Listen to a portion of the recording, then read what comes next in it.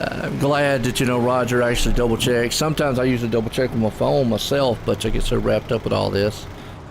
I'd say technology is something. I've got drivers here all over the country, and even across a couple of other countries, we're all here on the same track, doing the same thing, seeing the same thing. I mean, it's just remarkable. I mean, we're getting closer to the Jetsons every day. It just really is. This whole thing is amazing to me. Anyway, get some flying cars around here sometimes, but well, I'll tell you what. We're going to roll it over here to our VMR Wraps qualifying session.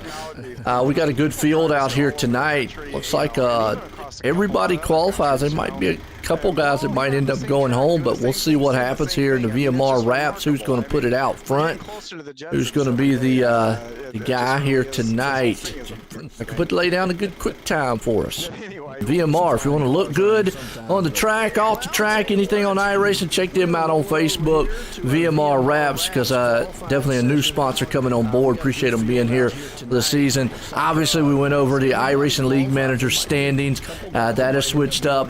Really something we might, talk a little bit on into tonight, because next week is championship night. We crown champions for a lot of the series and whatnot. So definitely, if you run a league, own a league, have anything to do with a league, definitely check out iRacingLeagueManager.com. And Preston Kramer did an awesome job with that program there to get all your league organization up and going.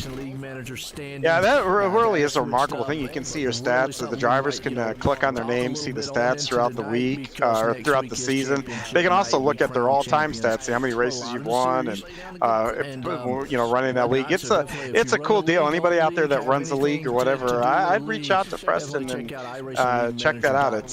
There's just a lot of cool things as a driver, and I think even as a league owner, that is beneficial for everybody around and adds a little more excitement. Like I said, we got a 1 point difference, and Nick Vickery has fired the first shot. He's up there P2 here in qualifying, not much off, half a thousand, off of Jeff Flero, who's setting a quick time here tonight. And you look down, you got to go quite a ways down that list to see Daniel Vaught. So he's going to have an uphill battle tonight. And he's like what, 7/10 off, or not 7/10, but 700ths off from the top guys there. So like you said, it's going to be interesting to see if he can jump back in it. Yeah, and Daniel has been leading this thing for the whole season, and some say that it's better to be the hunter than the hunted. The reverse is now, it's a little bit reverse, and I think it's equal. I mean, when you're 1 point, that's a dead tie. I think the pressure is on both of these guys to perform here tonight and get the best finish. So it'll be interesting to see how they race, if they change the way they race. Incident points take points off. There's a lot of things you got to calculate as you're doing this now. You want to get the best finish, but you definitely don't want to put yourself in a bad position to get yourself in a wreck, and then you'll go to the end of the line, cost you all those points, or what's more, end up just with a DNF. So there's a lot of landmines, so to speak, here these drivers got to go through the next couple of weeks. Absolutely. Tell me if you still got an echo there, net code on it and whatnot. I actually changed one on one of my mixers over here on the other side, so click one of the buttons, just let me know if it sounds better and whatnot. Appreciate that heads up. Looks like we're going into heat race number 1, A&J Custom Creations. And I'll tell you, if you have not already checked out Andy Patton on GForceRL.com or on Facebook at A&J Custom Creations, you're missing out, because the guy does some outstanding craftsmanship and work. He does CNC engraving, and the work that he does with his plaques and trophies and other products that he has is just outstanding. So check him out. He's a top guy for the trophies here at the GeForce Racing League, and has been a long-time supporter here. As we're getting set, I got Andrew Smith out front. Terry Landis going to start in second. Dan McLaren in third. Jeff Farrow there starting in fourth. Daniel Vaught up in the fifth. Bob DeGood's going to be in sixth. Mike Shaughnessy starting seventh. Gary Taylor there in eighth. And Chris Whipple going to round out the ninth place spot. So here we go. Yeah, I'm looking here. This is what I said about Daniel having an uphill battle.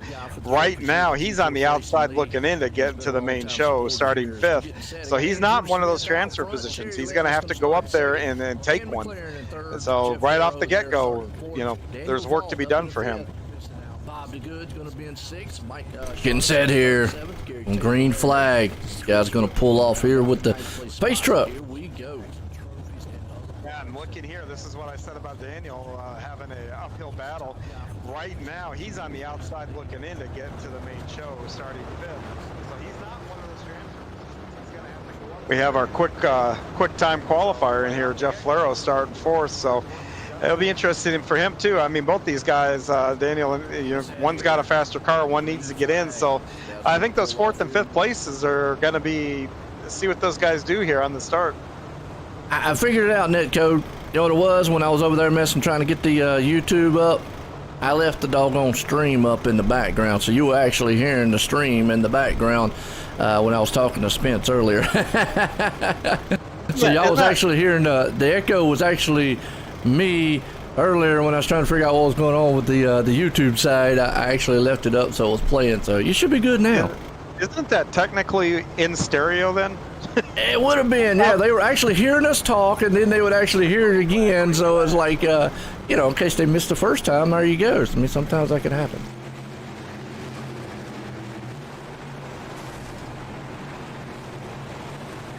Well, green flag. What's that? They're already a Dyson and everything else here right off the get-go. 2 by 2 through the first 2 rows. Absolutely. Andrew Smith up front. He's got Terry Landis there along with him, and you see them guys. Definitely good one. Yeah, it should be good to go now, Net. You're fine now. You got Dan McLaren there, but we got 2 by 2 by 2. What's a good race up here so far? Yeah, and then Daniel back there, who's out of a transfer spot, has nowhere to go with these guys. Whoa, little contact there between.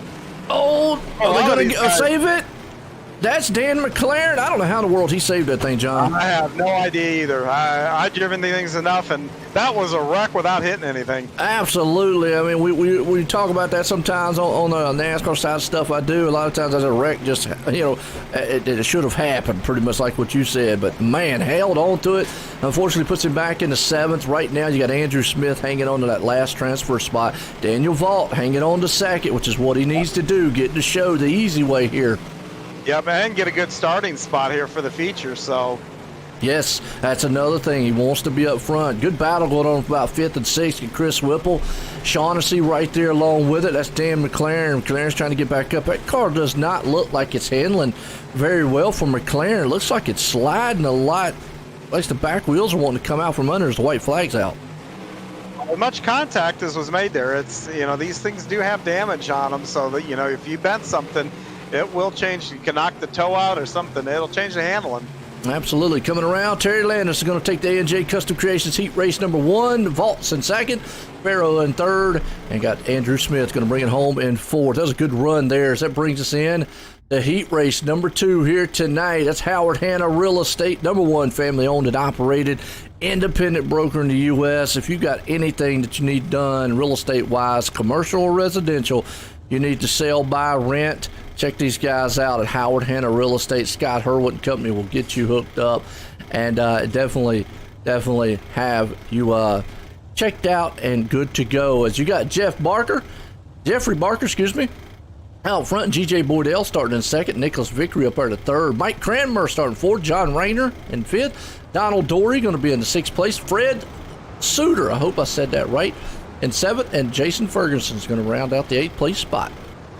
Memorial Day coming up here, and veterans, we're doing a whole veterans thing here this week here at GForce. Jeff Barker's got a really sharp paint scheme on his car for this week, giving tribute to the veterans. And Jeff is a veteran himself. We all owe a big debt of gratitude to these guys, men and women that have given us all the freedoms that we enjoy, to be able to go to our local track, go to a ball game, do whatever. Really cool paint scheme on that car. Yeah, absolutely. Now, the one veteran I know a lot of here, Nick King, because obviously he has his whole family come out on Friday nights when we do the late models. And I know he was actually deployed out or in service a couple weeks ago, so he wasn't around, but his family members still were here and so forth. I think he does some artillery or in the Army. I know that. So, yeah, Nick's a very good guy. I race with him a lot on Friday nights in the late models. Absolutely. Green flag. Here we go. Barker out front. GJ Boydell trying to see what he can do up there to take the lead away. Mike Cranmer right there split in the middle with a 3-wide move. Here comes Vickery. Vickery gets spun. Man, we were just talking about that. Could be huge for the points right there. Big. That's a big problem. Daniel, Nick fired the first shot with a great qualifying. Daniel answered with a great run in his heat. Now Nick's got to pin his ears back and go after this here. Yeah, he does. At least getting a good transfer spot where you start to the front of that B feature. You know, if anything, if he does lose that lead tonight going into next week at the Hometown Heroes for the Icon Sim Sports final, battling for the championship, the one thing he's going to have to look at, don't want to lose too much here tonight and make it a close battle going in. Either way, victory's there in 6. You got G.J. Boydell out front. Mike Kramer hanging on to second. Jeffrey Barker right there in third. John Rayner up in the 4th place spot. Everybody's kind of single file, kind of nose to tail right now. Dory outside looking in. They'd love to get up there maybe at one more slot there, get close enough, see if we can take 4th. Yeah, these guys are nose to tail around, and it looks like the 2nd and 3rd there. Looks like Jeff's getting kind of a run on Mike Kramer here, and hopefully maybe he'll find a hole here for him and get back up into 2nd there. Yeah, Will. Right now, it's all Boydell out front. Cranmer hanging on to 2nd, but you got Barker trying to see if he can't close that gap there just a little bit. So checker flag flies, not going to be able to. Boydell's going to win Howard Hanna Real Estate Heat Race number 2. Good run for him out there.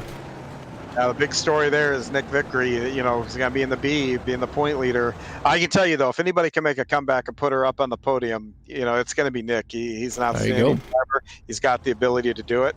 It's just going to take him a little work to get there and have to have a lot of patience. Well, we got Coast to Coast Sim Racing Team Heat Race number 3. If you're looking for a good racing team, Coast to Coast got it covered here. They've been on the GForce Racing League since the inception, and they're part of U.S. and Canada brought up here, and they got some good racers there with them. But Heat Race 3, Brian Moore Sr. out front, Zach Chapman there in 3rd, Josh Gerlach sitting in 3rd. Excuse me, Zach Chapman in 2nd, my bad, Josh Gerlach in 3rd, Garrett Pepiot hanging on the 4th, Connor Ross up in the 5th, Chad Cote, I think I said his last name right there, 6th, and Roger Craig in 8th, and we're waiting for Nathan to see if he's going to grid. Hope he does. Nathan is the admin. Oh, okay, but never mind. There we go. Just got confirmation on that one. So the biggest thing here, well, Brian Moore Sr.'s been on a roll, but Roger Craig, I was talking about him earlier, and I always like talking about him sometimes. He'd been on a roll there for a while. He's part of the actual Coast to Coast Racing team there, one of the main guys, just like yourself with the Gamma Motorsports. But he said he needs all the help he can get in these 305s. He's been sandbagging. He's been sandbagging.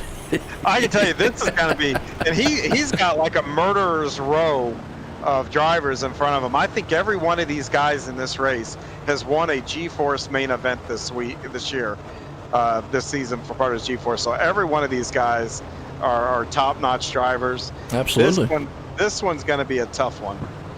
It will. I mean, like you said, Chapman out there. You've got Gerlach there, Pepiot there, Cote there, Ross, Greg, I mean, you're right. That's a who's who's name starting in this one here. So here we go. Coast to Coast Sim Racing Team. Heat race number 3 about to get set. Here's the pace trucks pulling off. We're here tonight for the Veterans Day charity race. Want to appreciate all the sponsors coming on board. Obviously, it's the Hometown Heroes, Icon Sim Sports Hometown Heroes here tonight, and I know they're one of the main sponsors. Gamma Motorsports are one of the main sponsors. Epsilon Sprint Wraps, just to name a few. There's a multitude of them. Go to GForceRL.com. Check out all the information. Here we go. Brian Moore Sr. jumps to the outside up top. Here comes Chapman. He's going to throw the slide job down the inside. You talked about it earlier. Wasn't able to complete it. They're 3 wide for 2nd. Yeah, Zach made a little mistake there, kicked that backhand out, and it just killed his momentum, and that's where we've talked about bogging down. But he's recovered there for 3rd, and now you got the battle for 4th, though. That's the sweet spot. That's your ticket to the next race. Absolutely. That's it right there. Cote, he's got Gerlach all over the back end. Here, Roger Craig's coming up to 6th, a little bit far off the pace. He's hoping these guys get tangled up there. We've seen that a multitude of times on the last laps. Some of these guys up here, even though they're sitting, top 4 guys right now, they're pretty close, bunched up. Anything can happen. Cote's right there on the back tail tank there of Zach Chapman. I'm going to get it out in a minute. And Roger's back there, but I don't think he's got a little measure of revenge going. Oh, we were just talking about him and what happens. He's upside down. Craig in trouble. I was going to say, he's beating Connor, and the last time I think they went fishing, I think Connor bagged more fish than the bass, man. So I thought there was going to be some revenge being happening there, but we shouldn't have been talking about him. Yeah, I tell you, man, and unfortunately Connor Ross got caught up in there, put him in the back. I'll probably have to run the numbers unless something happens here. Cote, he's actually battling pretty hard there with Gerlach. Gerlach took over the 4th place spot. Cote's here, but the white flag's out. Yeah, it doesn't look like Gerlach's just happy with 3rd or 4th. He's looking at 3rd. He took a nice look to the inside, but it's kind of falling back now. Yep. It's all Brian Moore Sr. taking it here for the heat race number 3, Coast to Coast Sim Racing Team. Pepe at 2nd, Chapman 3rd. Gerlach's going to hang on that final transfer spot. And Cote was in it, but now he's outside looking in. Let's see what they can do here as we're getting set. Consolation time here tonight. B-Main, folks. SBGC 3D printing. Tom Taylor. If you don't know anything about 3D printing, check out sbgc3d.com. We'll show off some of his work here a little bit later on some of the commercials, but he does some awesome 3D prints. He sent some here and showed them off of some tracks that he did, but he can do a lot of great 3D style print work. Check him out. But he's the B-Main sponsor here. So we got Chris Whipple out front. Donald Dory sitting in 2nd, Chad Cote there at 3rd, Dan McLaren going to start 4th, Connor Ross in 5th, Nicholas Vickery up in the 6th, Mike Shaughnessy going to start 7th, Jason Ferguson 8th, Roger Craig there in 9th, Bob DeGood up in the 10th, Gary Taylor 11th, and Fred Suter going to round out the 12th place spot. Here we go. 12 guys, 3 starts, and 12. Yep. So they're all going to make it. So that's a big break for Nick Vickery there. He's in the 3rd, so but he's guaranteed in. And now, the next piece of business is get as far up as you can to get a good starting spot. I've always wondered this here, John. When they go in the B-Main like this, and I'm surprised I was never asked this question before, but when they go in the B-Main, let's say Nicholas wins this race, at what position would he start in the feature? Wherever he'd be the first transfer car. We had 3 heat races? Yep. We took top 4, so he'll start 13th. Okay. But the thing is here is they take the green flag. The thing here is the more cars you pass here, the less cars you're going to have to pass in the main. Oh, absolutely. And that's what I was asking, if he actually was to just say ultimately win it here. Definitely is high. So basically 13th is as high as he could get, no matter what he does. Yep. But if he has a problem here, he can start all the way back, 20th. 20th. Yeah. So, and that's bad. Makes it a little tougher. He's up to 3rd here as we, get a couple laps in. Yeah, right now, I'll tell you what, good battle. Cote's leading it outside right now, tearing that top side cushion. They're about 3 wide, hanging on.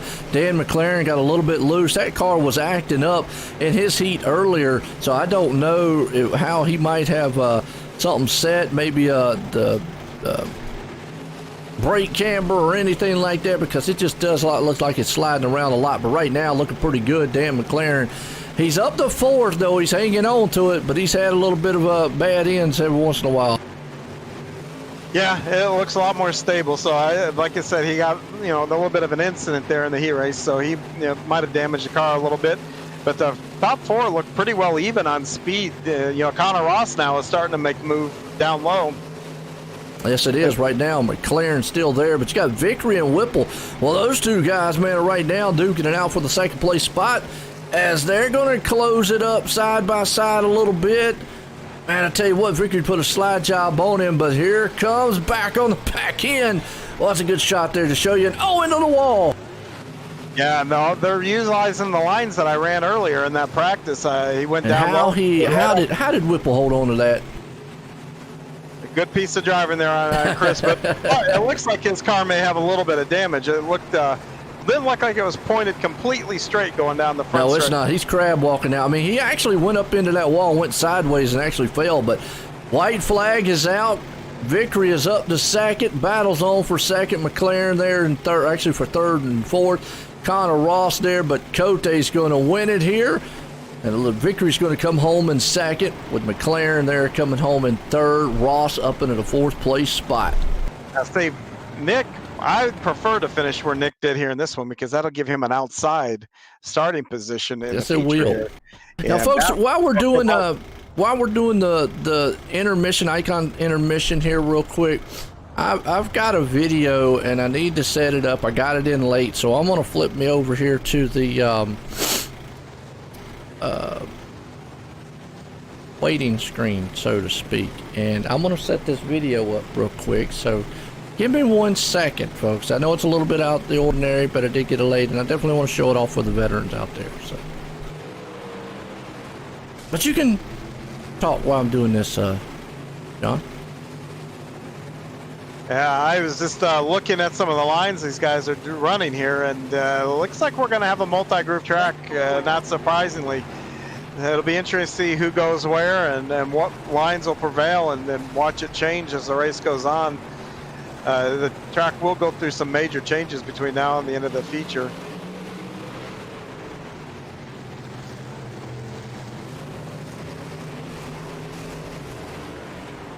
But looking here at the feature lineup, just to kind of get an early look at it and keep you apprised of our points guys, Daniel, who is 1 point behind Nicholas Vickery, is going to start 4th in this feature, and Nicholas is going to be all the way down to 14th. There's a couple other guys that are up there. I know Brian Moore, he's up there in the points. He's going to be starting 3rd. So there's going to be, the pressure is going to stay on these guys to perform through this whole race.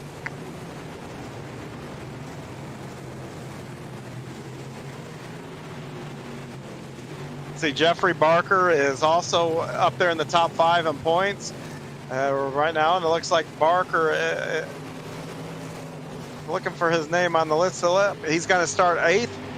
So, you know, we got everybody up there. The only one that's not in the top 5 that's not here, I don't see, is Blake Chapman tonight. So unfortunately, he won't be with us, but the top 4 and all of them are in here, and they're spread throughout the field. So as you guys are kind of watching the ticker up there, if you're following along with the points, anybody out there, if you want to take a look at the points, go to GForceRL.com, scroll down the page. You can also, you'll have a pop-up for our charity event. If you want to donate, you know, to the veterans this week, stop there, donate, then scroll down and go look at where it says iRacing League Manager, and it'll say results. Click on that and you can get a nice rundown of the points. You can see where your favorite driver, whoever you tuned in to see, you can see where they're at on points. See who they're racing against. So as you're watching the ticker in the race, you can really check that out and follow along and maybe add a little bit something as you're watching here. Absolutely. I'll tell you what, well, I got everything set up for us here. We're back. And like I said, it's the Icon Sim Sports Intermission here, folks. If you're looking for a league, if you're looking for, we'll get in that if you're looking for a league, but if you're looking for a sim rig that's actually built for you, that, it's like no other, one of a kind, check out iconsimsports.com. Been a proud sponsor here at the Hometown Heroes since the start, and we appreciate them here tonight, being a part of the Veterans Night here tonight. And obviously we're here with the GeForce Racing League, and John just mentioned, go to GForceRL.com, find out all the information you can, definitely about tonight's charity event with the veterans, and plus championship week coming up, and then obviously keep in tune for what's going to happen here coming up in the next several weeks. But next season here for the summer series, Justy Six iRacing Photo Driver of the Week. Appreciate Justy Six coming on board, and we're live tonight here on the GeForce Esports on YouTube, Monday night, Wednesday, Thursday, and Friday nights here, as always. And it's been a good one, plus over on the OSR Network on Facebook. But, man, what a race, like you just said. These guys have put on a show, and, later on, we've got the veterans going to come up in here, and that one's going to be, an awesome one, because folks, this weekend isn't about the veterans. This is about the ones who sacrificed for us, okay, basically. And the Veterans Day is obviously in November, but we still got to remember those guys who are there to give us the freedom and whatnot, as always. And no, I never was in the military, but I tell you, I got a lot of respect for a lot of them, and even when we did the first responders thing a couple weeks ago, a lot of respect for that stuff too. So, very, very, very thank you, basically. I'll second that. A big thank you, and it'll be neat to watch those guys have the stage to themselves. Like I said, or like you said, this week is about those guys that have all sacrificed and have come back, and You know, we can all enjoy a lot of the stuff that we get to do. I mean, you know, whether it be going to the real racetrack, hopping on here, heck, even expressing our own points of views on different things. I know everybody from all different points of the spectrum politically. We can all say what we, you know, what we think, and we owe them for that. You know, Oh yeah, yeah, we may not disagree, but you know what? A lot of countries, that's just not the case. And absolutely. you know, I never served, but I can't tell you the amount of respect and appreciation that I know that I carry for each and every one of them, that they're over there and everything else. And you know, I know they have some of the places, you know, abroad, you never know. Someone could be watching us from a base Sure. somewhere, and that would be pretty cool. And if you are, say something. Yeah, absolutely. I've had a lot of people from, you know, Australia, across seas, you know, watch a lot of the races in the past, so it's definitely awesome. But feature time, here we go, 305s, and we'll be getting into the veterans later on tonight here, folks. But right now we get past this 305 here, which has been a good, solid racing so far. It's the as we get in here for the Icon Sim Sports. And again, if you're looking for an awesome rig, definitely check out Icon Sim Sports. And I think right now they got a summer special going on where you get 10% off. But definitely check out iconsimsports.com as Terry Landis sits it up top. We talked about the points. Daniel Vaught's there in third. Nicholas Vickery starting in 13th. Or actually 14th. So he's going to have his work cut out for him, as it only been 1 point between those two.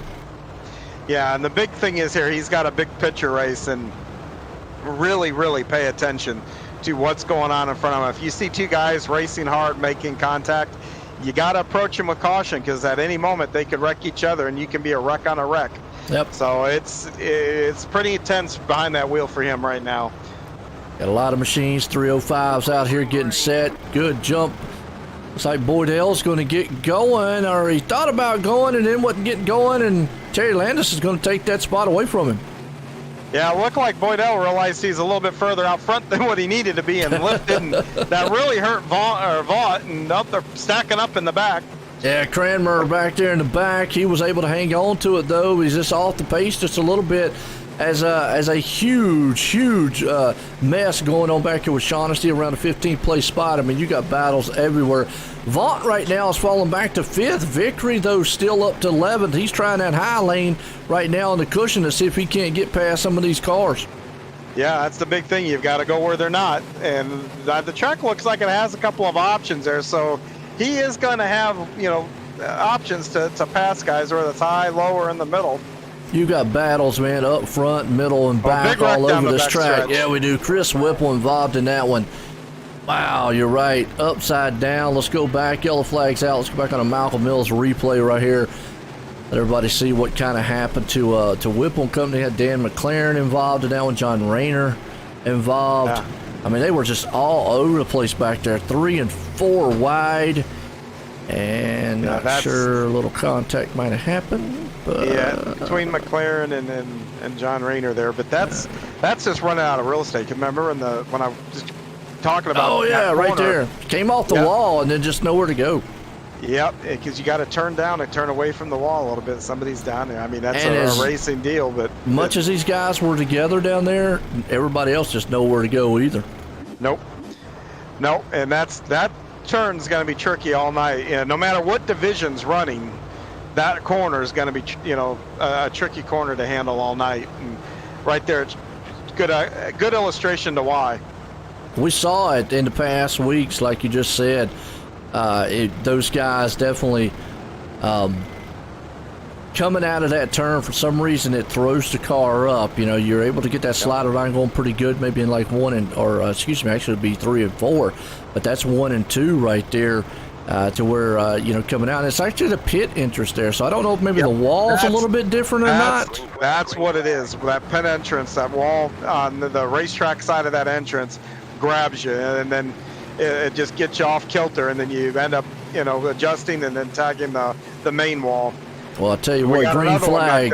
Man, yeah, unfortunately, not sure who that was. It looked like Gary Taylor a little bit off the pace back there in the back. It's going to Malcolm Mills replay here.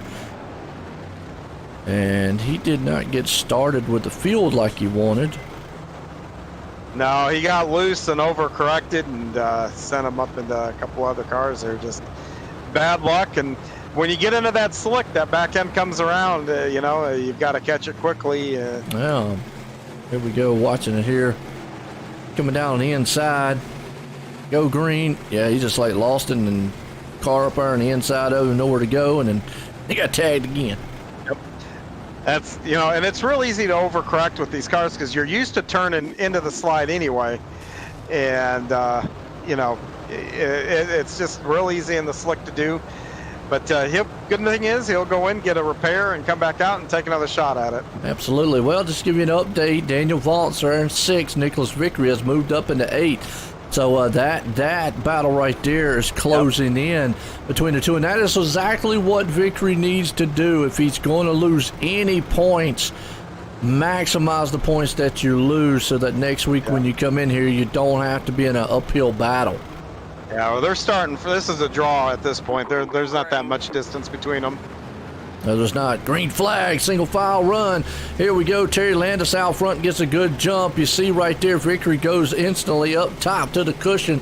Vaults along with him, but boy, it is a 2-3 wide run. Got a car up in the wall. Looks like Pepiot right there just tagged the wall a little bit. Yeah, it just drove it really hard into the corner, and it didn't quite stick like he was thinking it was going to, it looked like. Well, but right now, who's Vaught into the top 5 there, but Pepiot's coming back on the outside. I don't know about you here tonight, John, but these guys look a lot more racier than what we've seen in the past. A lot of multi-groove style running. Well, we've normally not seen this many multi-grooves here in the past at this track here at Cedar Lake.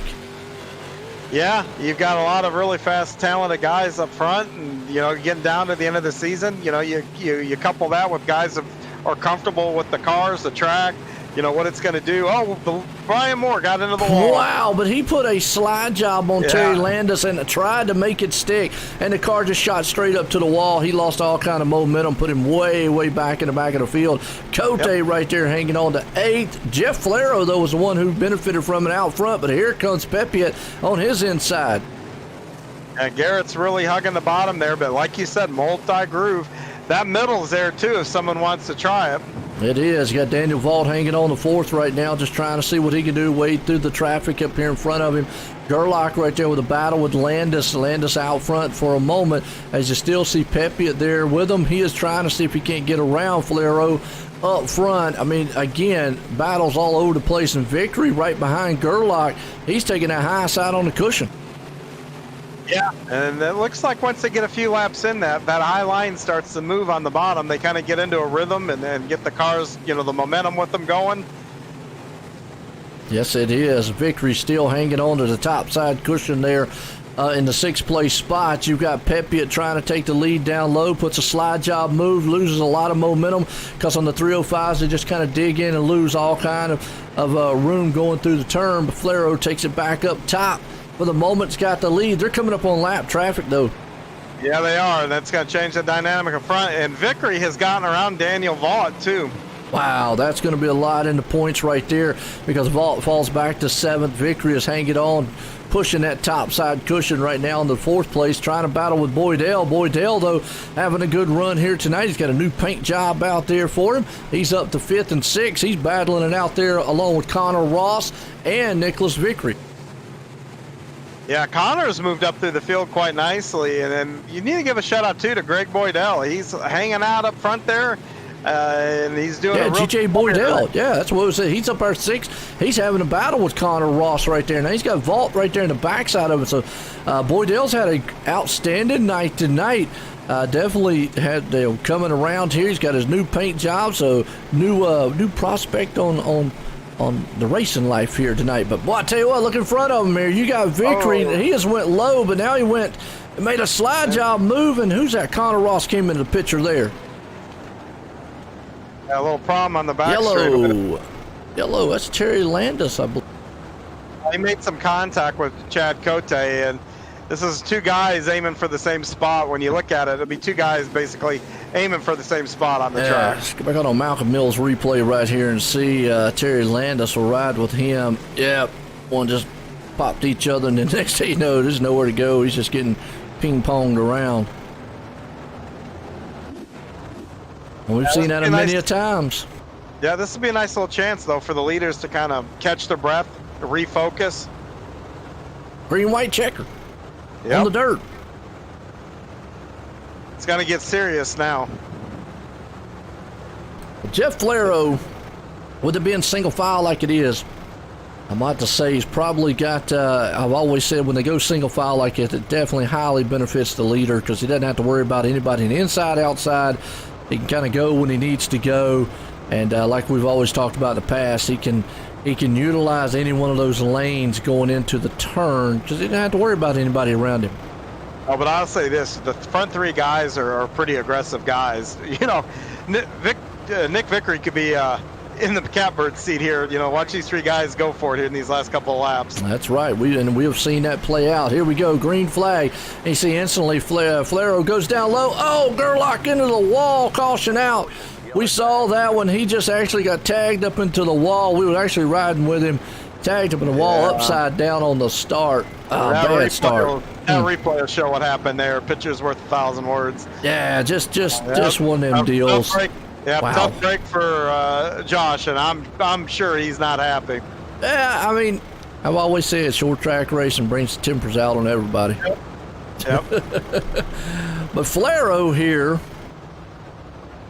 well, he gets to sit here again. He's got Pepiot behind him. Vickery's going to be up there in the third place. I know Vickery is probably sitting here thinking, licking at the chops, going, okay, I've got a good points night so far over Vaught. I come in here with a 1-point lead. Vaught right now sits in the 6th place spot. If it was to end like it was right now, he extends that lead going into next week, which is what you really want as a leader, because it might help you out just a little bit more. So I'll have to see how this thing plays out. A second ago, I said, top three aggressive. He's sitting in the catbird seat. Well, they got aggressive. Now there's two. I'm going to stand by my statement before the last restart. Vickery's sitting there in third. He might just need to sit back, watch what these top two go. Both these guys are real aggressive. You might see a replay of. Well, Flero's probably going to try to protect that low line like he did before. We'll see what Pepiot does as the pace truck's in. Green flag flies. We're racing back here, essentially like a green-white checker. They're already 3 wide behind him, and Flero gets up there into the wall. That chills his momentum as Pepiot's going to take it on the inside. Here comes Nick. Got to maybe even get a runner up here. He is. He's up to second right now, tearing up the top side cushion. White flag. One more time out of 4. Vickery's going to hang on to second. But you got Pepiot right here. The battle's on for third. Connor Ross out of 4. Connor Ross is going to hang on to the 3rd place spot, but Pepiot's going to take it here in our first race here tonight. Daniel Vaught got on it here at the end, too, and picked up some spots and got back up to 4th. That's going to be big for him. Yeah, absolutely. What a run here for all these guys here tonight. As, wow, what a finish to this one here. We'll get a word in with a few of these guys, but Connor Ross coming through the field. He's definitely our hard charger on our Cool Ray heating and air conditioning hard charger. I mean, coming from way back in the back of the pack all the way up to 3rd. So if we can't get them up here and get a word in with them.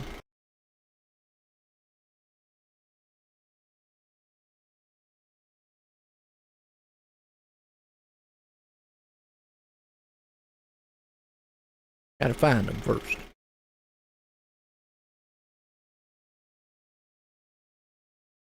All right, cool. I'll bring up 3rd place man Connor Ross. Let's get a word with him. Hey, Connor, this is John up in the booth. You got a copy? Yes, I do. Well, first of all, you get a podium. And second of all, I think you passed a lot of cars and kind of got the hard charger. What was it like passing everybody? Starting 16th, man, you don't really think about going to the front. You're just thinking about passing cars, and then when those early cautions really helped me. I was able to start planning on what I was trying to do, and just up on the high side following Nicholas Vickery. That's basically what I did, and then I knew the top 3 were running the high side, and I knew I had to do something to make my way up onto the podium, and then I went low and didn't really want to go back up high. I knew that if I wanted to get back up in here, that's where I would have been. Yeah, I mean, that's an excellent run there. A lot of patience, a lot of good driving there, and passing cars like that. I've said too that teaches you a lot as you're going through there. Something that you could put in the bank for next week for championship night. build on it and maybe close the season out with a win. Yeah, man, definitely. This season has been one of my best, even throughout sprint cars, open setups. My setup guy really knows what he's doing, and he's a great announcer too. But yeah, hopefully I can keep my momentum rolling into the 410s, maybe into more on the modifieds, and see what we can do. All right, man. Anybody want to give a shout out to here for your podium? I give a big shout out to John Hine from Gambler Motorsports, all the guys at Gambler, Daniel, Steven, Zach, Michael, Aiden. Got to thank Preston Cranmer from Epsilon Sprint Wraps. Got to thank Burger Barn, Retail Design Group, A&J Custom Creations. You guys for putting this on, and GeForce, and Joe White, of course. He's a man. All right, bud. Thanks a lot. Once again, that is Connor Ross, your podium third place finisher. Absolutely, and he came charging through the field tonight, like I say, so he's the cool raised, heated and air conditioning hard charger man there. So we'll bring up the second place man, Nicholas Vickery. He's going to hang on to that points lead here, though, in a good run. Nick Vickery, this is John up in the booth. You got a copy? Yes, sir. How are you guys tonight? Doing well. Well, you had an eventful night. A little bit behind the 8 ball there in the heat race. What was your strategy, in the B and then getting in the A there? Because you had some work to do. Well, coming into the night, I was the second qualifier. So I knew that I was quick, and I was honestly pretty upset with how the heat race went. We were 3 wide. It was hard racing.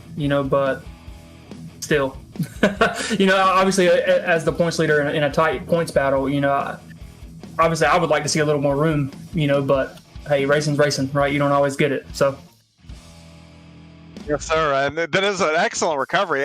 But from your mindset, did you think, okay, and the B, was it just a thing, okay, I'm going to pass as many cars as I need to, because the more you pass there, the less you have to pass later? Or was it, I just want to get through here, no incident points, and let it shake out then? How did you approach that?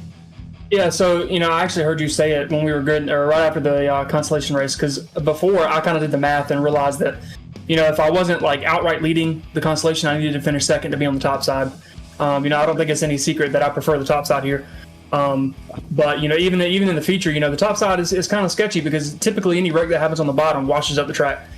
Luckily tonight I didn't have to avoid any wrecks like I did last Thursday. But yeah, I still think the points battle is still going to be really, really interesting because I ended up with 10 incidents, so I ended up with a lot. I'm losing a lot of points. When you then once you got to the A, was it just get up as far as you can, aggressive as you can, or did you feel like you needed a finesse, or did you just kind of go for it? Yeah, when I gridded, it's kind of hard to miss Valt's car, with it being bright yellow and red. So of course I could see him way up there, and I'm like, I either got to try to be clean or try to pass people. So I chose trying to pass people, and then I think the second or third caution before the finish, I was only 2 cars behind Valt, and I'm like, yeah, if he keeps running that bottom, for sure I should get around him. And that's what happened. I wish I could have got up there with a little less incidents, but points is points, I guess, right? Yes, sir. That's an excellent run, man. You had a nice recovery, from some bad luck there. But I will tell you this, good driving as always. You control this thing next week, so you control your destiny. So get the practice in. And anybody you want to give a shout out? Yeah, first is Spartan Racing. I think we've kind of made our name for ourselves in the league, and I think we're doing good, and we're trying to be clean and trying to be fast. Miriam Majado Spa, VMR Wraps. I actually just finished this wrap a couple minutes before the race, actually. So kind of excited to run that now and in the 410s. And then, of course, my wife for letting me do this, and you guys for putting on a show, as always. Awesome. That's our second place runner-up, Nick Vickery. Yes, it is, and Vic did what he needed to do tonight to hold on to that points lead. But this guy here, Pepia, did what he needed to do. We're up here in the Epsilon Sprint Wrap Victory Lane with Garrett Pepia. Garrett, how you doing? I'm doing good. How about you? I tell you what, that was a hard charge to the front. It looked like you was having to work that thing a little bit. How was the low line, though? You were one of the ones kind of utilizing that more than anybody else. It was good there on the right before that caution. and I tried hitting it, and it just wasn't there anymore. So it went pretty high side dominant pretty much from there on out. Well, I'll tell you what, you're getting used to getting up here talking. And last week got up here, talked a lot. You've been up front racing a lot. How you starting to feel? We're going into the final race next week. How you feeling about maybe later on for the 410s? Feeling good. I'm starting to get the hang of this track. It wasn't my favorite track at first, but the more laps I turn on it, the more I get used to it, and the better my outcomes are. Well, you can't get no better than winning. I mean, in a back-to-back win, you've done that too. So maybe again, put it in back-to-back here tonight. Again, you got anybody you want to congratulate for putting in victory lane? Yeah, everybody at Velocity Race Designs for painting me this awesome-looking car. Ford Entertainment Group for building me my PC to compete with these guys. Roger for putting on this league. You, Joe, for streaming this, allow people to watch and be entertained, hopefully. Alex Hanna Gaming and Race Lab Apps. Well, I tell you what, as always, Garrett Pepe, fast on the track, fast up here. Again, congratulations on that win tonight, Garrett. Thank you, sir. There we go, Garrett Pepe. Well, John, I tell you what, don't go anywhere because we got some 410, some bad, fast guys coming up here soon. So, folks, don't go anywhere. We'll be right back here in a few. We're going to switch some servers over here.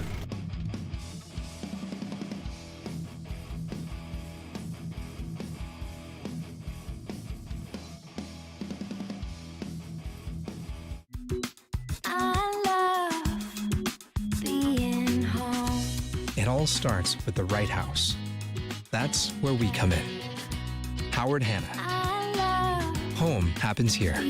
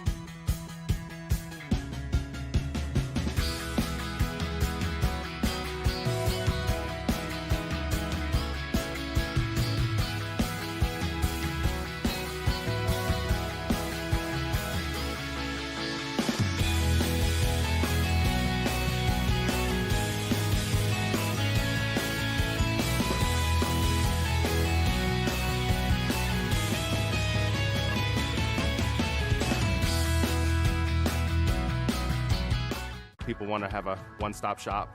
They need us for now all these different services, not just the heating and air side. When things are going wrong, you want the company that's going to be able to get things done as fast as possible for you. Today we're going to be in over 600 homes. What the customers can count on is we're going to send a competent person to your home with a vehicle that's stocked and prepared. We're going to do what's right. Right now, we're waiving our $79 service fee with any Coolray, Brightbox, or Mr. Plumber service.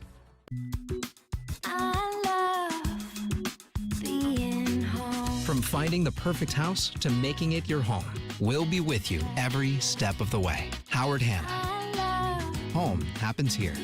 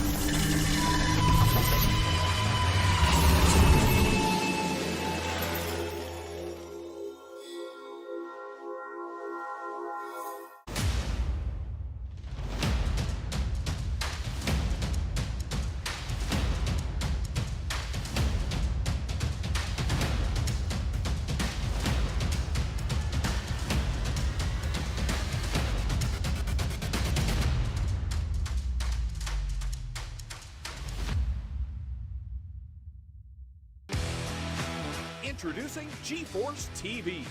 GForceTV.net is your...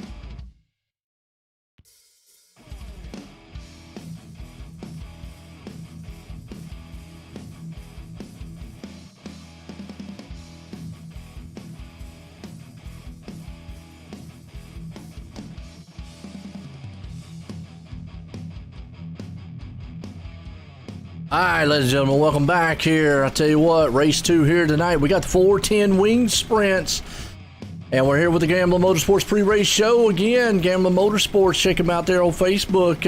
Awesome race team. They love doing some dirt racing, sport racing, asphalt, and even do the endurance style racing on the iRacing platform. So check them out over on Facebook, Gambling Motorsports, as we're getting set here to roll over into our VRM wraps qualifying session. And then real quick, let me bring up our iRacing League Manager points here. If I can find where I'm at. I know John's out on the track right now trying to qualify. John, yeah. When I look at the Bandit 410s, is that who I'd be looking at for the hometown? Okay. Yes, sir. All right, let me pull that up. We got Blake Chapman hanging on to the points lead. And I'm looking here. He's got roughly a 10, looks to be about a 17-point lead over Kyle Parker. And Lane Snook hanging on the third right there. Brian Moore Sr. up in the fourth. So it's going to be definitely a tight battle as Chapman hangs on to that. So that's your iRacing League Managers.com points as VMRM wraps qualifying session moved in over here as these guys are getting set to lay down some quick times. I know John, he's up here now. He's racing, folks. So maybe during some cautions and stuff, we'll get some insights on what he's seeing and whatnot on the track. So he won't be just talking or anything out of the blue. Right now, he puts a good quick time down of 11:59 up top with Garrett Pepiot. What? Yeah, I don't know who can stop Pepiot. That guy is just on some rails the last couple weeks. He said he started to figure this place out. He has definitely started to figure this place out. 11:53 quick time. Steve Goldner, I call him Mr. Highside there. Steve Goldner, he's got 11:53. Gerlach, though, punches his ticket to the top spot with 11:52 quick time up top. Right now, he sits perched up there. Wow. Yeah, not much space between those front three guys there. So there's not. It'll be interesting to see how this night shakes out.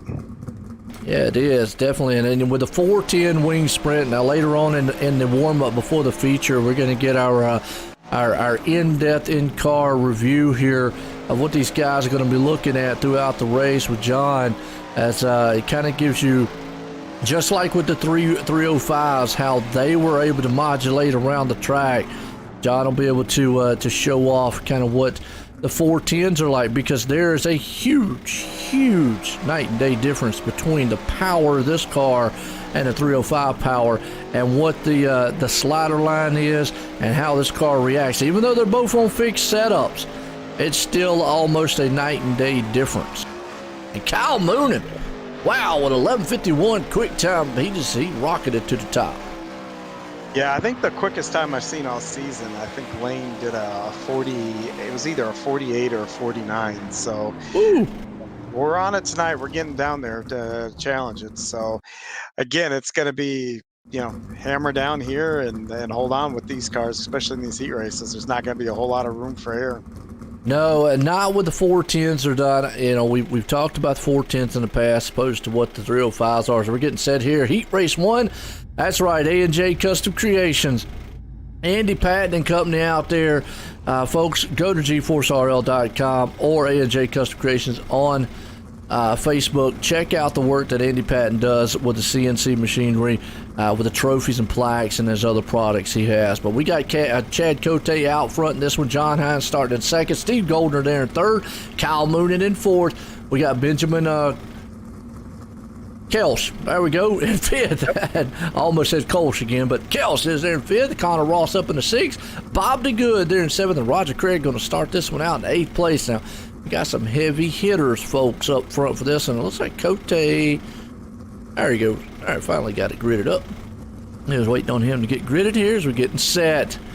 I always say, John, out there in that cruise shop, FW.com, boat machine. Let's see which one he brought tonight, the speedboat, tugboat, or the cruise boat here. So we'll have to check it out. Right now he's sitting in second. We got Cote sitting up there. But you got the high side man himself, Goldner. I know he's on the inside right now, but look, he'll get up there and rip that top side cushion apart if he can get up there and get it going. Moonen, who put it out front. Kelsch right there along in fifth.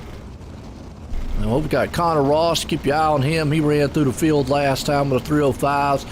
Bob DeGood there, and then Roger Craig.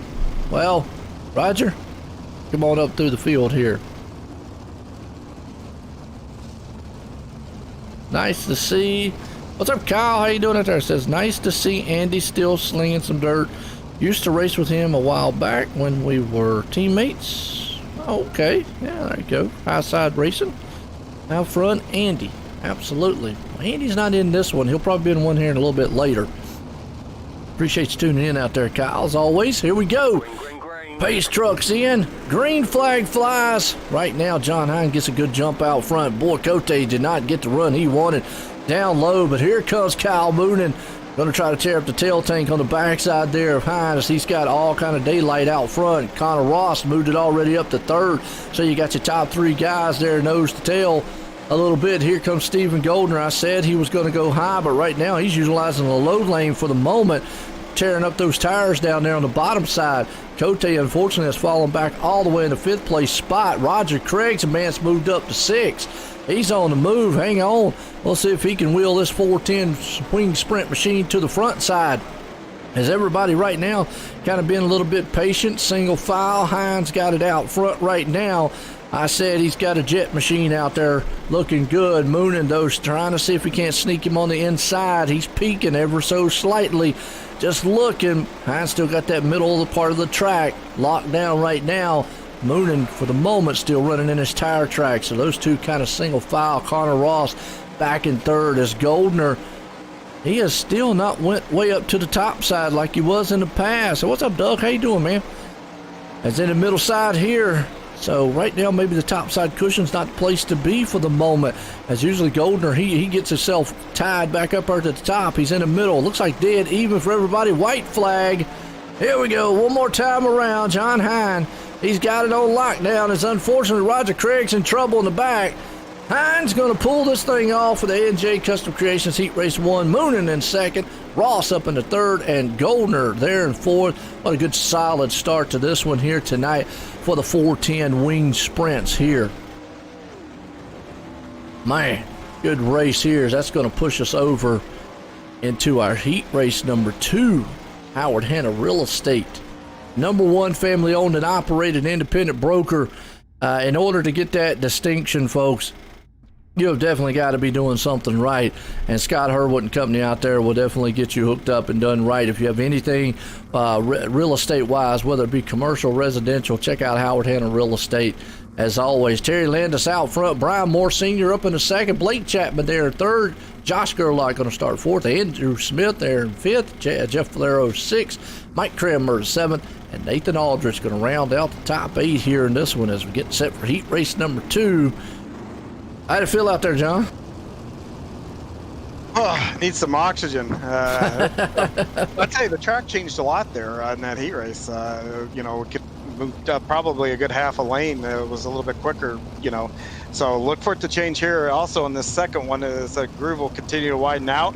When it does that, guys are going to start to search, and that's where you see the side-by-side racing and passes and stuff like that. So this should be a good one. Absolutely. It was a good single file affair there. Everybody taking their time and was patient in the first one. We'll see what these guys can do here. As a Brian Moore Sr., you got Gerlach, Landis, and all there. So here we go. Lights off on the pace truck. Getting set. Heat race 2. Howard Hanna Real Estate. These are the 410 wing sprints out here, folks. It's about the baddest you can get when it comes to wing sprints on the dirt side of things. Green flag flies. We're racing. Landis gets a good jump out front. Moore Sr. right there on the top side of him. Here comes Chapman digging down on the low side. It's a battle heating up, and Moore Sr. out of shape. Yeah, Terry got a little crossed up getting into the corner there, and Brian definitely lifted and had to hit the brakes not to run him over. It was a good job by Brian not to cause a wreck, well, not get into a wreck there. One of the biggest things you can see differently between the 305 and this one is how they are slinging these cars into the turn. You can do that because you've got a lot of slide options with these things. Right now, Jeff Valero hangs on to the fourth and final transfer, but Moore Sr.'s there on his back end trying to see if he can't take it away from him. But here comes Andrew Smith into the picture. Yeah, they're battling hard here for that transfer spot. You know, that we said earlier, and that's the ticket in. That's the easy way to the main show. Yes, it is. And right now, Moore Sr.'s outside looking in. He's in trouble. Here comes Smith to the inside. We got a battle for the lead up front here as Landis is in trouble. He's got Gerlach, went and put a slide job on him, and Chapman's going to think about it. Nice crossover by Landis. He grabs it right back here. I don't know if that bottom's going to prevail, but if anybody can make that bottom work, Terry Landis can. Yes, he can, and right now Landis is looking very solid. Gerlach up top on the cushion. He is running the high side there, but taps the wall, came back down on the front side with a white flag out. That put Brian Moore Sr. is around and crashing. But here we go, final time. Gerlach out of the turn is going to win. Howard Hanna Real Estate Heat Race number 2. Chapman in second, Flero third. Aldridge is going to sneak it up into the 4th place spot, but we've seen it many a times, just to bounce off the wall, and you're just sitting in the wrong place at the wrong time. Yeah, that was some bad luck for a few of those guys in the back. And again, you know, that short track racing tempers, I can promise you that there's the steam's not coming off the engines back there. That's coming out of the driver's ears, I'm guessing. All right, heat race number 3, Coast to Coast Racing Team. If you look for a good race team here at GeForce Racing, it's been here since inception. They are brought up, or they're made up of the USA and Canadian drivers. At the Coast to Coast Racing Team here, you got Ross Corrente out front, Chris Steele there in second, Preston Cranmer starting third, Garrett Pepiot, well, man, it's on fire here tonight, starting fourth, Jeffrey Barker there in fifth, Nicholas Vickery the sixth, GJ Boydell up in the seventh, and Fred Suter, a newcomer here tonight, starting in 8th place here. So here we go, heat race number 3 about to get set and underway.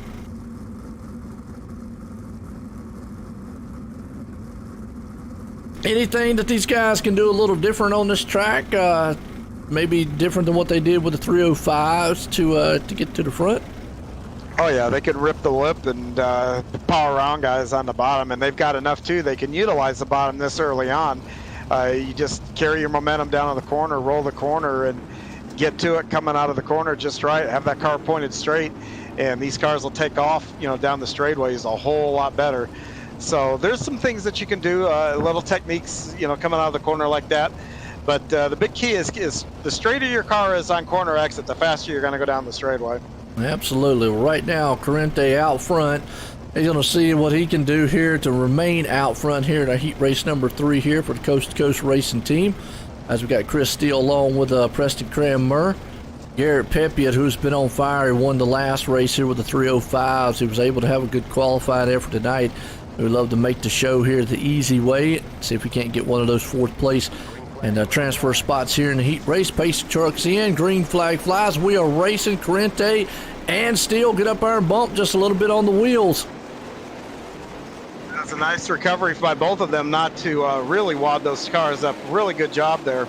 They just checked up Pepiot just a little bit in that 4th place transfer spot. Vickery right there along with him, who is sitting in the 5th place spot. You got Jeffrey Barker outside looking in.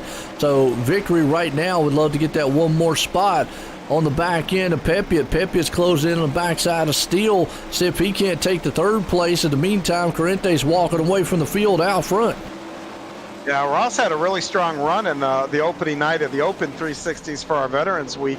And the big 50 lapper with the 360s, he finished 3rd. Ross is a really strong and consistent driver, so good to see him out front leading this thing. Yes, it is. Pepiot right now is not happy with 4th. He wants 3rd. He's tearing down the back tail tank there. Chris Steele, he's wanting that inside, throwing some sliders there. He has been on fire the last couple of weeks. Garrett Pepiot has. He's short on talking, but boy, got a lot of fast speed. He is fast on the track here tonight and week in and week out. Right now, hanging on to the 4th place and final transfer spot. Yeah, he is. And Preston, we got to give a shout out to Preston. He's Preston. Good run. Yeah, he's having a good run here, and it always makes me nervous to mention somebody's name because you know what happens, Joe.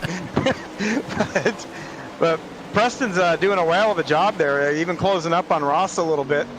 But the top 4 have really separated themselves a little bit. But Nick Vickery is right there knocking on that 4th to take that final transfer position.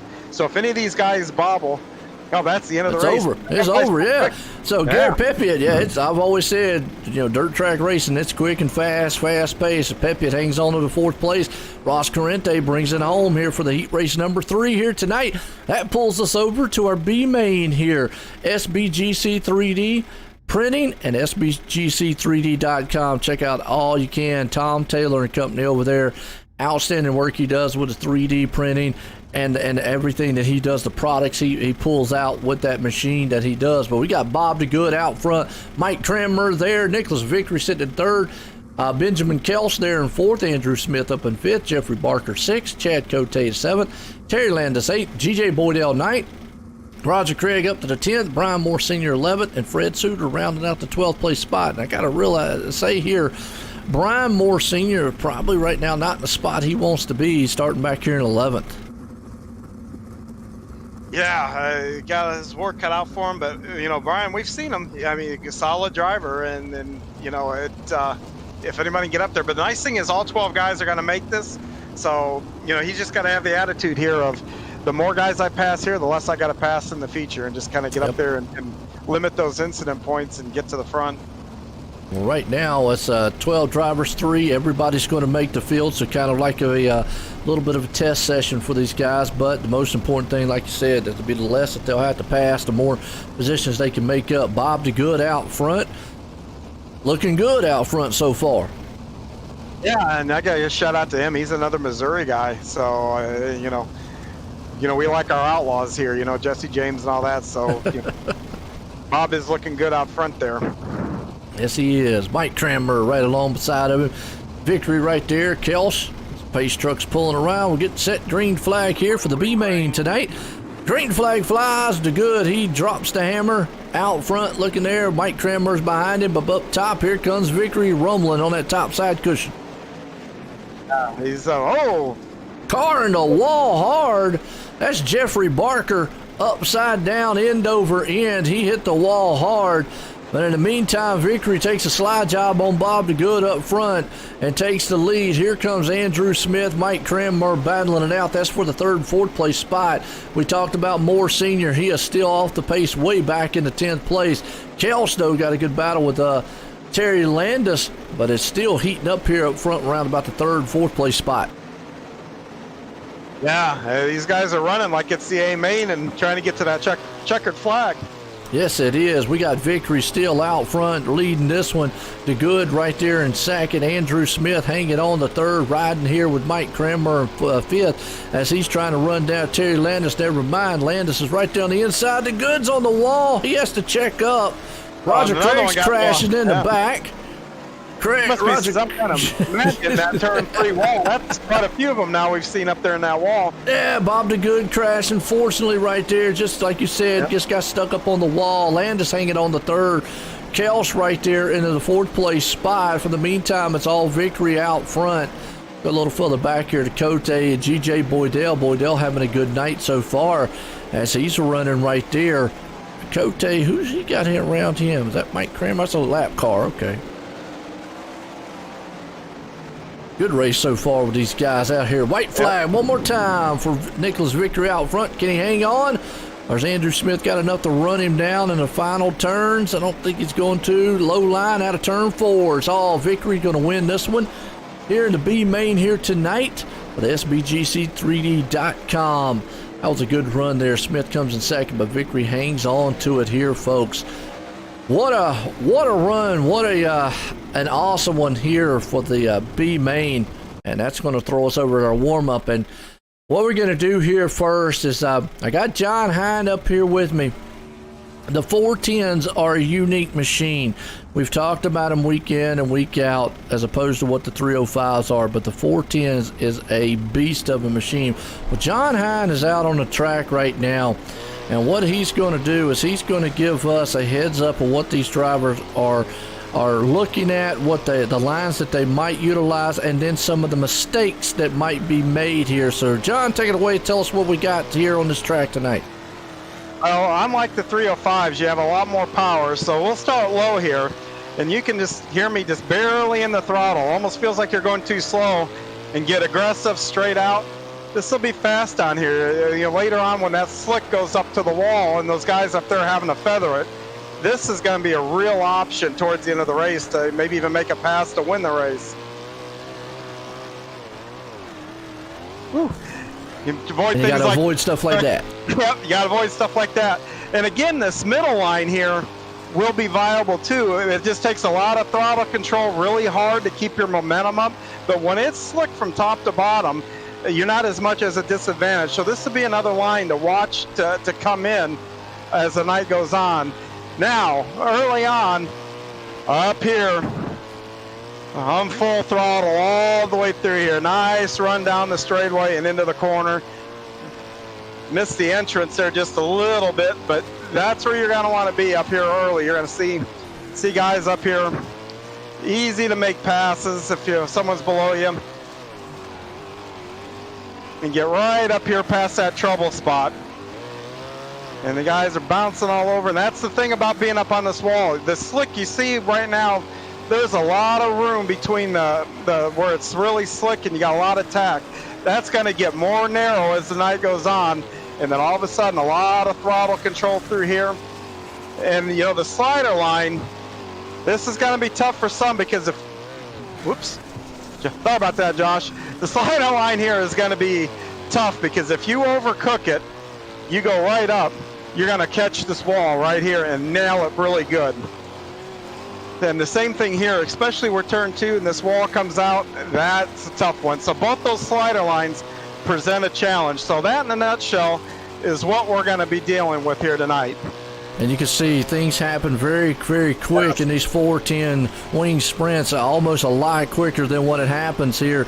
And you can just see it's a good illustration of what you're seeing right here, folks, riding with John, of what not only what he just said, all the stuff that those guys will deal with, the lines that they're going to have to deal with, but you saw the traffic having to deal with it too. If you're in the middle of that, just some of the things that right there you could see that guys have to avoid, how you have to modulate through it. So there you go. Love getting a little technical standpoint here on what these guys can expect out on the track here. Is we're on our Icon Sim Sports intermission here, folks, and if you're looking for a great rig that's going to be fit for you, that'll be one of a kind, check out iconsimsports.com. They will fit that thing to if you're big, small, little, big, whatever. They will make it in a one-of-a-kind fit to you at iconsimsports.com, and a proud sponsor here at the Hometown Heroes. We're live tonight here with the G-Force Racing League. Check out everything you need to know at GForceRL.com. It'll give you all the information about the Veterans Day week and the charity event we've had coming on so far this week, and championship week coming next week. Justice Sick, iRacing Photo Driver of the Week. Appreciate Justice Sick coming on board this season. And as always, live tonight here on the G-Force Esports on YouTube, Monday, Wednesday, Thursday, Friday nights, and also on OSR Network on Facebook as always. So right there, hope you got some good insight, folks, with John, as the guys are going to get their drivers' meetings here underway, get everything that they need taken care of as we'll get past these 410s, and then we got something special coming up. The veterans, folks, go to GForceRL.com. Check out the veterans. You know, can't say enough about what the veterans are. Memorial Day coming up this weekend. I know we have Veterans Day in November, but Memorial Day is more of a celebration of the ones who gave their life in combat and battle for our freedoms and whatnot. So to allow us to do a lot of the things that we're able to do to this day. So we thank them as always. So definitely. And whatever you're doing this weekend, Memorial Day, hey, be safe and have fun doing it. We're getting set here. Yeah, and a cool thing about the website, if you go, because I know that we have a lot of drivers from Canada in here, so when you go to the website, if you want to click on that and donate, no matter what side of the border you're on, we're giving to both veterans on both sides of the border. So if you're a Canadian, you can give to the Canadian veterans. If you're American, you give to American. If you want, you can give to both. So that is an option. So that's kind of a cool deal there.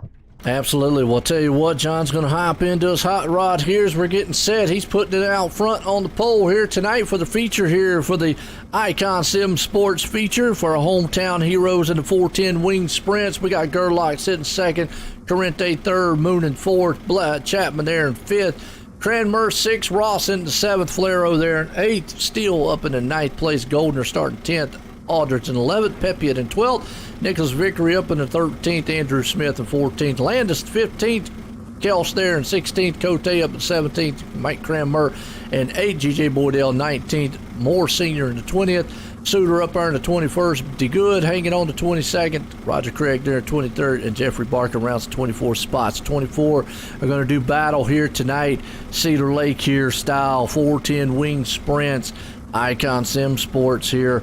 I appreciate them coming on board. And again, you know, if you're looking for an awesome rig, they've got some definitely things. They also got 10% off for going on right now. I believe they still got that special happenings, but check them out at iconsimsports.com. And folks, don't think after tonight the Veterans Day week is over. We still got tomorrow night, and I'm not sure about Friday, but go to GForceRL.com. You'll find out all the information on that one. I know we got a race on Friday. We got late models. But then we got next week. Next week is Monday, except for Monday night in the Renegades, because they have one more race after Monday. But the Wednesday, Thursday, and Friday of next week is championship night. So for Hometown's Heroes next week is championship night. With the big block modifieds on Thursday's championship, and then for the late models championship. And then the following Monday will be the Renegades and post for their championship. As green flag flies, we are racing here tonight for the feature. John Hine takes that boat out front for a cruise, but boy, he has got Corrente tearing down his back end. Goes down low for the moment. We already a yellow flag, got a huge one in the back. Kyle Moonen. Let's go back on the Malcolm Mills replay here. See what happened to Moonen, because that took Stephen Goldner. Oh, unfortunately. Oh, he just got up into the wall. That same spot we was talking about earlier, and then Goldner nowhere to go. Wow. Just one of those same thing. Preston Kramer involved in that one. So just took a few of the cars out of this one, unfortunately. And then Fred Suter, Preston Kramer, Steve Goldner out here. Just that quick's how it happens up here, folks. In the meantime, Hines going to hold on to the top spot. He's got Gerlach there behind him. What y'all think about the race out there so far, folks? I think it's been exciting so far all night. Appreciate everybody tuning in. Hit those likes and shares. I know the league definitely appreciate it. We've got, with the championship night coming up next week, we crown champions throughout all the leagues and all the series here in the GeForce Racing League. I know talks and everything's heating up for the summer event, so that'll be coming up in the next several weeks. But I'm going on vacation on the 15th of June, folks. I have not been on vacation in years, and I'm going to the beach, and so I'm going to act like a beach turtle and hang out there. That'll work. Green flag. Single file. Boy, John gets that good jump out front. Here comes Gerlach behind him, tearing up the tail tank up top, though. Looks to the inside, peeking. Corrente 3 wide for the lead. You got Hine up top. In the middle's Gerlach down low. Oh, we got... Oh, we had a little crash out the back. Nope. Let's flip the right around there for us. Here comes old Connor Ross, though. Ross definitely wanted to take it up there. And where'd Blake Chapman come from? Out of nowhere. Now he's going to tear up the back end here, John Hine. Let's see if he can't take him. He peeks to the inside. Hine still holding on to that top spot for the moment, tearing up that cushion. Battles on behind him, though, around about the 7th, 8th place spot. You got Chris Steele, Jeff Flair on them duking it out door, they're not door to door, tire to tire, so to speak. Nicholas Vickery's trying to see if he can't utilize the top end of that cushion, if he can rumble to the front. In the meantime, Gerlach hanging on the 3rd. Corrente's falling all the way back, way down there in the 4th place spot. Connor Ross a little bit off the pace. Oh, he got a little checked up. Terry Landis around. Caution out. I can get Terry here. Go and see what happened here on Malcolm Mills replay. The Terry here right fast. Down low. Riding it down low. Still watching with him. He does a slider line and it just goes straight up into the wall. And then from there, boom. And, thought he was safe. Nope. Several of the cars came in at the end and boom, boom from there.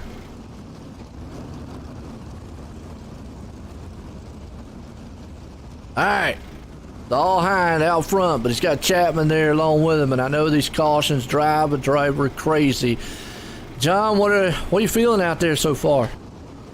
Turning 1 and 2 is getting pretty treacherous. Still a little bit there on 3 and 4.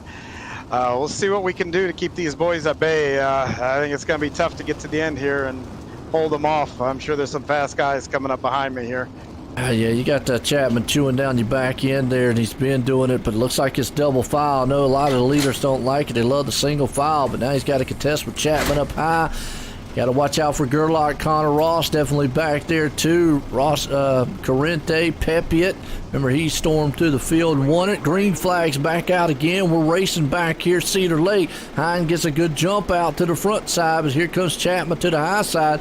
You've got 4 machines up top, 2 down low, and that'll be Ross up top. Pepiot right there with him. Corrente's going to try to pull the low line. He's in trouble right now, though. He gets bumped in the back by Victory. That checks the whole field up in the back. They're 4 wide back and around about 12th place spot. Still killing each other back there. Just bouncing bouncing off of each other, left and right. It is definitely what you call a hornet's nest back here. As you got Preston Cranmer. Oh, Brian Moore Sr. held on to it. Don't know how it was. That was a wreck waiting to happen right there. But it is all kinds of action happening about 13, 14 place spot, because they are 2 and 3 wide back there, and they're just ricocheting off of each other. In the meantime, though, Hines lost the lead up top. Chapman was able to get around and just slingshot to the front, along with Connor Ross. Pepiot there along with him. So John has fallen all the way back to fourth. Not sure was watching all that action in the back. Must have got up into the wall or something there. But Corrente's now going to try to tear up the back end of him. In the meantime, you got Gerlach there along with it. He's down low, seeing if he can't take the safe side of it and take the low line. And he says a little treacherous up top right now for him. You got Nicholas Vickery holding on to the 6th place spot. As Preston Cranmer back in the back. Yellow flag is out. Oh, I think that's Bob DeGood. Actually, let's go back. I don't know if it was Bob DeGood or not, but we'll go back on the Malcolm Mills replay right here and see. Bob was waiting to come back on the track. And yes, it was. I don't know what that was. Well, I've never seen that before. But he got on the track, and as soon as he put the power down, that thing just stepped right out from under him. Wow. So, well, John, you lost the lead. What happened up front? I did. My computer, my screen here in the Oculus kind of blinked for a minute right on corner entry, and it got a little crossed up. But that's okay. We'll recover here. And I got a great view of the lead now, and see how these guys do up here. You got 3 guys up here with Blake, Connor, and Garrett. These guys are strong guys. This is going to be a hell of a show to watch from back here. Yeah, it is. You got Chapman up there, Storm to the front. Connor Ross definitely knows how to get it done. He came through the field in the 305s, man, heavy. One of the hard chargers earlier on there. So, and Pepiot right there with him. He'd love to make it a back-to-back win here tonight. He did it, I think, last week. Well, it wasn't back-to-back, but he won 2 of them. So he's done it before at the Hometown Heroes. They're going to toss them up 2x2. Green flag flies. We're back racing here for the Icon Sim Sports feature here tonight. They're already doubling it up down there at the bottom. You got them about 5 or 6 down low, 3, 4 up highs. Oh, got a car slid up right in front of John Hine. Oh, Preston Cranmer and company in the back in trouble. Let's go back on the Malcolm Mills replay and see what happened. And that's basically looks like just kind of a checkup and a traffic jam happening here. Yeah, actually, it wasn't even Preston Cranmer. It would look like GJ Boydell and company in front there. And Preston just know where to go from that end. So, yeah, parking lot back in the back. Puts us under caution here tonight for Icon Sim Sports Hometown Hero 410 Wing Sprints. Right now, it's all Blake Chapman out front. Connor Ross, Garrett Pepiot, John Hines sitting there with them. So, now, are these cautions hurting you, John, to try to get to the front?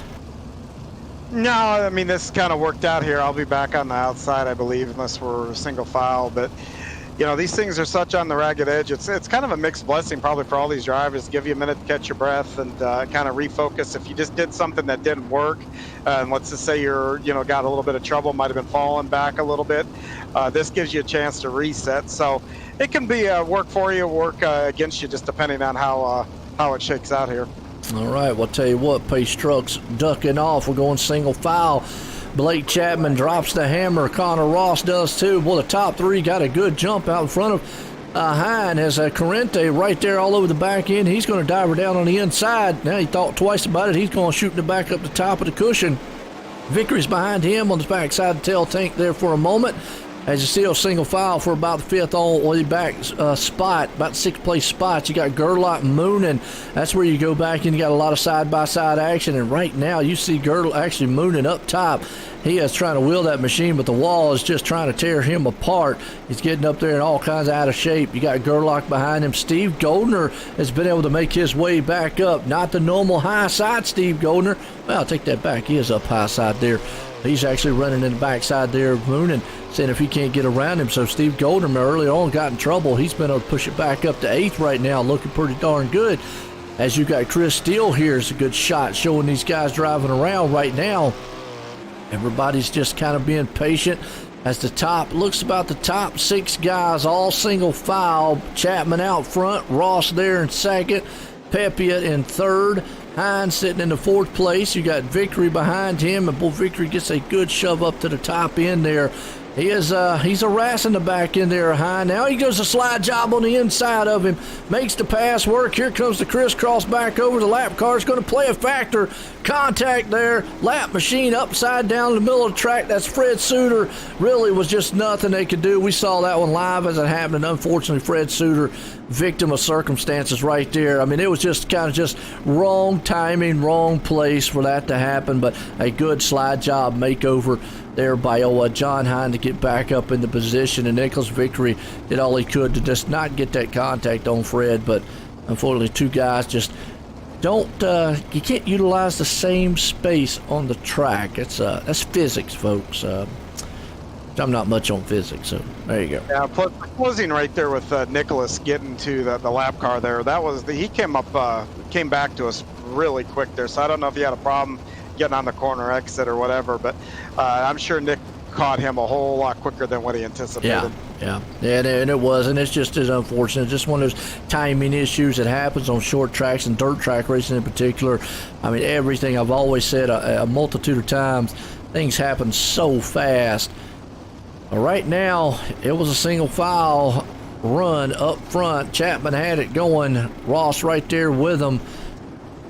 You've got a man sitting in third, but we got 10 to go here. Our 4:10 wing sprint. Now they're going to double them up here. Might get a little bit hectic and dangerous on the restart here. Let's see what Chapman's able to do with this one. As Connor Ross, Pepiot, Hine, Victory, Cote. Green flag flies, and Chapman gets that run out front, but here comes Pepia to the inside. Boy, he wants that lead, and Hines in trouble. He's around. Yellow flag is out.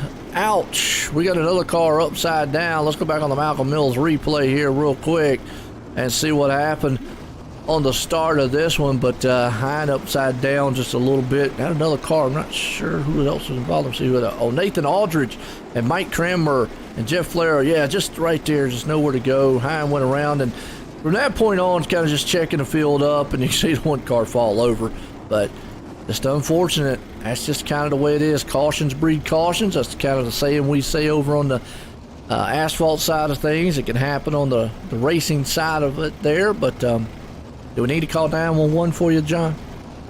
Nah, it's all right. I look forward to the challenge now of running back here with these guys. So either way, I get to do this. This is fun. So we're good. Well, the boat ain't sinking, is it?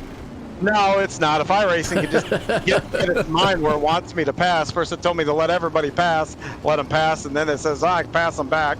So the joys of iRacing sometimes. Oh, I tell you, I've seen some wild stuff sometimes. A lot of things happen on the asphalt side where you'd think, why in the world that didn't throw a caution? You got 2 guys hanging out in the middle of the track, and the next guy just does a little spin and throws a caution. I'm going, wait a minute, how does that work? So you just never know what's going to happen, like you said.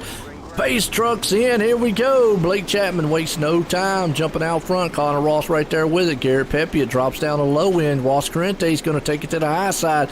So that is the battle on for the top place spot here. Here comes Pepia, and actually Nicholas Victory throws a slide job on the inside of Ocorrente.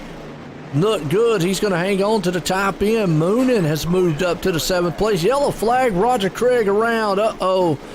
Somebody smashed a beer can of Roger. Let's go back and see what happened to him here. He's back here in the back. Got John right there along with him. Roger's down low. Look, contact between the boat and the can, and they both die. Ouch. Well, ouch. Yep. That's 2 of the main VP guys getting together on the track. Yeah. Board meeting tomorrow, so there you go. I'm not here next week or any of the races. I'll know why. Oh man, just ran out of space there. Yeah, and that's basically what it looked like. Roger looked like he had to check up just a little bit, like you said, just ran out of space. 2 guys taking up the thing, and it does not, folks, does not take much contact. I mean, these are open wheel machines here, folks. The thing you got to realize, they're not closed in like what a late model or something like a street stock where you can beat and bang a little. These are open wheel. Now, yeah, you can get away. We've seen guys get away with it, but it's almost like IndyCar racing. You know, once those wheels connect with each other, they're turning, and it doesn't take much to send one sailing. Yeah, and that was the worst possible place on the track that I could have done that. We could have done that too, because with that pit opening right there, Roger hit those tires and I hit the donut. Y'all both ate the donut. Yeah. I mean, that was just the absolute worst place on the track to do that. Right now, green flag, Blake Chapman's been a man up front, but he's got Garrett Pepiot right there tearing down his back end, trying that low line. He did this. Look at that slide job. Problem is he's going to lose momentum, and the crisscross, but he's going to be able to hang on to it for a moment. Is Chapman going to be able to get back up there and get around him? As here we go, Pepiot takes it to the top spot here. Remember, he won in a 305, but boy, I don't know what kind of rocket ship he has found out, as here comes Goldner. Goldner really earlier on was in trouble, went all the way back to the back. He has fought his way all the way back up the fifth, so he is one of the hard chargers here tonight. Definitely looking smooth and clean right now, not running the usual high line that he runs. He's down low for the moment. He's battling it out there with Kyle Moon and Ross Corrente. Well, I tell you what, Corrente, though, man, hanging on to it. You got Moon in there, so it's a good battle for about 4th, 5th, and 6th. In the meantime, though, Pepiot drops it back down to the low line. Not trying to take it, but he takes that slider line. We saw it earlier. John showed that off in our pre-race, or kind of in our intermission there, of what these guys can utilize. So he's running that slider line, trying to hold the momentum coming off the turn. It's working so far as he's taking the lead. Chapman still hanging on to the back end, trying to hope he can hook onto him and reel him in. So one small slip up by Garrett out front. Chapman will be there. Chomping on the back, Kyle Moonen almost got into the wall. These guys are still throwing at each other. Checkered flag, white flag. Who's going to hang on to 4th place? Is Garrett Pepiot's going to win it. Moonen's going to come across there in the 5th, but Stephen Goldner fires back all the way to 3rd. What a run for him. I mean, that guy had trouble earlier in the race, but was able to fight back and get all the way back up to 3rd place. What an outstanding run for him so far. Man, I tell you what a run in these 410 wing sprints here tonight. See if we can't get a few of these guys up here and get a word with them, because that was awesome.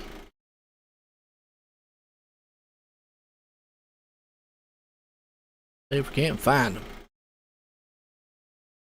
them. Oh, Pepiot's on a roll. If you're a betting person and you want to bet on anybody at the GForce League, there you go. Garrett Pepiot might be the guy who was figured something out here. Bring up old Stephen Goldner. Get a word with him. Steve, Joe in the booth, got a copy? Well, hello. Well, Steve, how you doing? I'm Kyle. You're Kyle. Well, where's Steve? I don't know where he is right now, actually. Okay, well, if you get a hold of Steve, let us know. I'm sure he will be around shortly. Good deal. Well, there were 2 Goldners down there. There's Barry and Goldner. Where's Steve Goldner?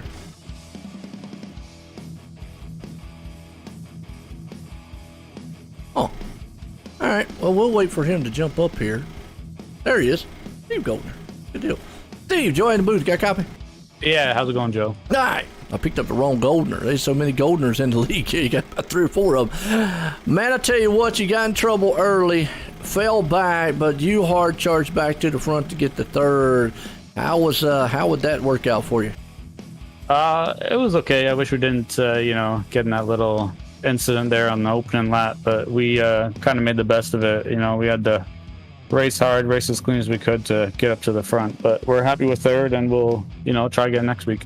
Well, I'll tell you what, Joey, you had a cool ray heating and air conditioned hard charger tonight, so definitely coming back through the field like you did. Look good. You used multiple lanes, low and high tonight is what you had to do to get it done. You got anybody you want to thank for coming up with a great 3rd place run?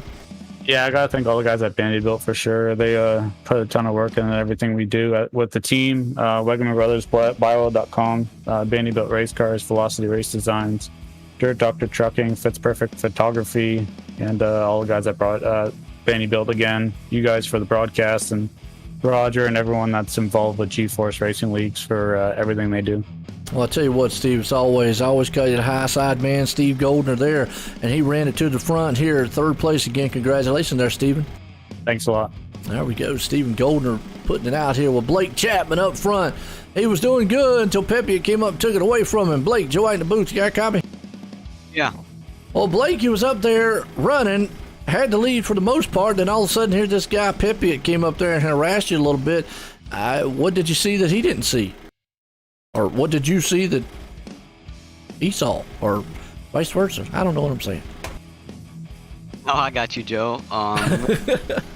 He really got a good run in 1 and 2 on that one lap, and he pulled up right beside me, and he threw a really clean slider in 3 and 4, and I really wasn't able to bounce back. And I tried the bottom in 1 and 2, but I just couldn't wheel it down there like he could. Well, like what you said. So, I mean, you was out front most of the night. Now, you were trailing there with John earlier on. What was you finding out that he was doing that you could have that you was able to get around him later in the race? But it looked like you had that high side, and a lot of guys wanted the low end. I mean, did you feel comfortable down low, or did you just wanted to stay up high? I felt more comfortable up high, and really my strategy was just to put as much pressure on John as I could without getting into him, and hopefully that worked. Absolutely. Well, to put you up here in second place is one spot off from that top spot, but hey, nonetheless, you were fast all night long, looked good out front. You got anybody you want to thank for a good run here in second? Well, just everybody, all the guys over at Wide Open Motorsports and BB7 Setups, and my parents, grandparents, and everybody that watches the broadcast and supports me, and you, Joe, for putting this on every week. I love that, man. Got to have the family members out there. Give them a good shout out as always. Again, Blake Chapman right there bringing it home in second place. Well, I tell you what, this guy here, well, he is lighting it up and on fire here tonight. Garrett Pepe at Joe in the booth. Got a copy? Yeah, I do. Well, I gotta ask, how you feeling? Because it's 2 for 2, and last week you were on a roll. I mean, Cedar Lake's becoming your home here. I guess things are just falling my way. I was content with third because there wasn't really that much passing going on. It was really top dominant tonight, and I guess I just hit the bottom good in 1 and 2 that one lap and threw a slider on first place, and it stuck, and basically it's hard to pass me back. Well, I tell you what, like that guy's modest, doesn't really say much on the interviews, but he lets his action on the track speak for him, because you were definitely bad fast tonight. And like you said, now when you were sitting back there earlier and you were talking about everything, you threw a slider there, slide job on the inside. Was you 100% confident I was going to hold? Because boy, Chapman almost crossed it back over. I knew I was gonna clear the slider. It was just a matter if he could get off the corner faster than me or with me, and he got off with me, but he didn't throw me a slider back in 1 and 2, so I knew it was pretty much my track from then on. I just had to keep it off the wall. Well, it's your track, your victory lane here tonight, the Epsilon Sprint Wrap victory lane here for the Icon Sim Sports hometown heroes here tonight. You made it back-to-back, 305s, 410s. You got anybody you want to thank for the win tonight? Yeah, Ross Grinta and Chris Sabasque at Velocity Race Designs. Ford Entertainment Group for building me my PC. Race Lab Apps and Alex Hanna Gaming. And you, Joe, for putting on these races. I like putting on a show for the fans, and Roger, and having a good race for Roger. Without him, GeForce League wouldn't be running. Well, I'll tell you what, man, it is awesome to see you guys out there slinging some mud and dirt all around the track, and it's exciting. But you tonight have been the star. 305s, 410s. Again, congratulations on that win there, Garrett. Thank you, sir. There we go, Garrett Pepe. Well, folks, hang on. Don't go anywhere, because we got the veterans coming up next. That's right, the veterans race here next. So don't go anywhere. We'll be right back here shortly.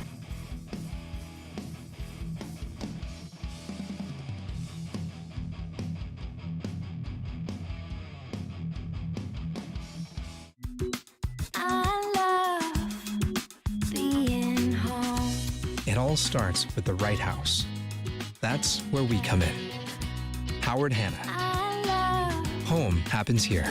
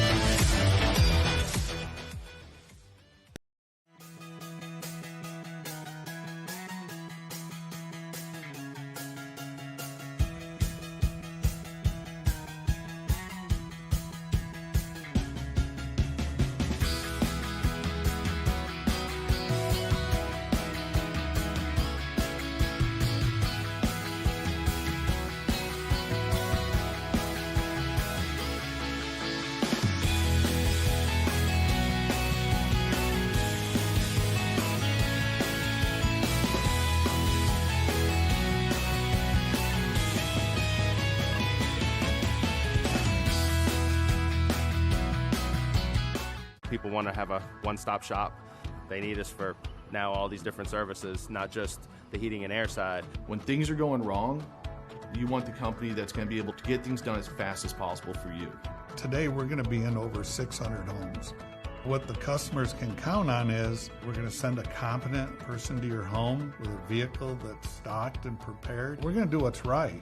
Right now, we're waiving our $79 service fee with any Cool-Ray, Brightbox, or Mr. Plumber service.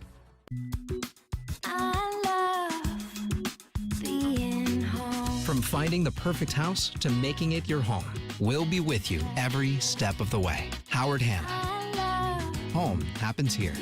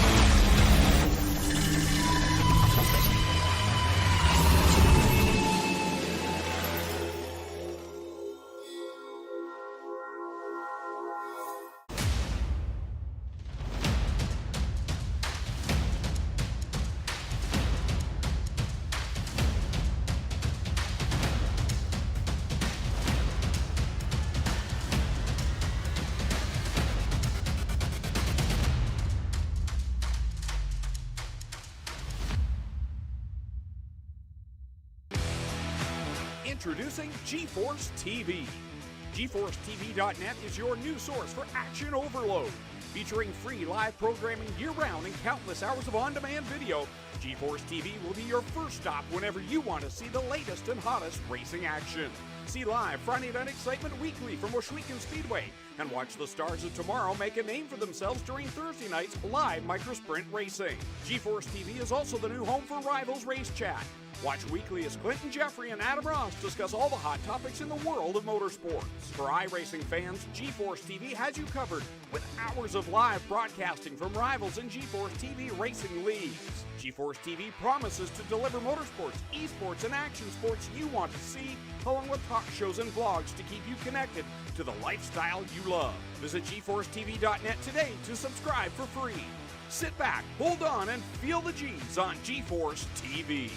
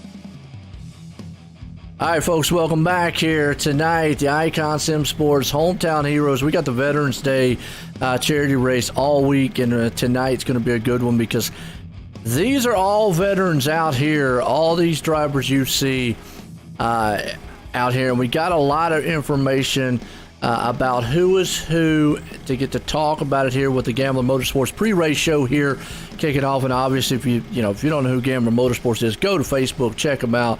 They are a prestigious esport racing team that loves dirt, asphalt, any kind of racing on iRacing.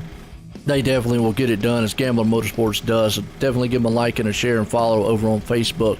But the pre-race show here, these are all veterans here tonight of the GeForce Racing and of iRacing, and we've got a newcomer here in the form of Fred Suter, and I hope I'm saying his name right all night long because I've been saying Suter, but he actually, I know he's not on the list there, but Bill Caldner gave me some information.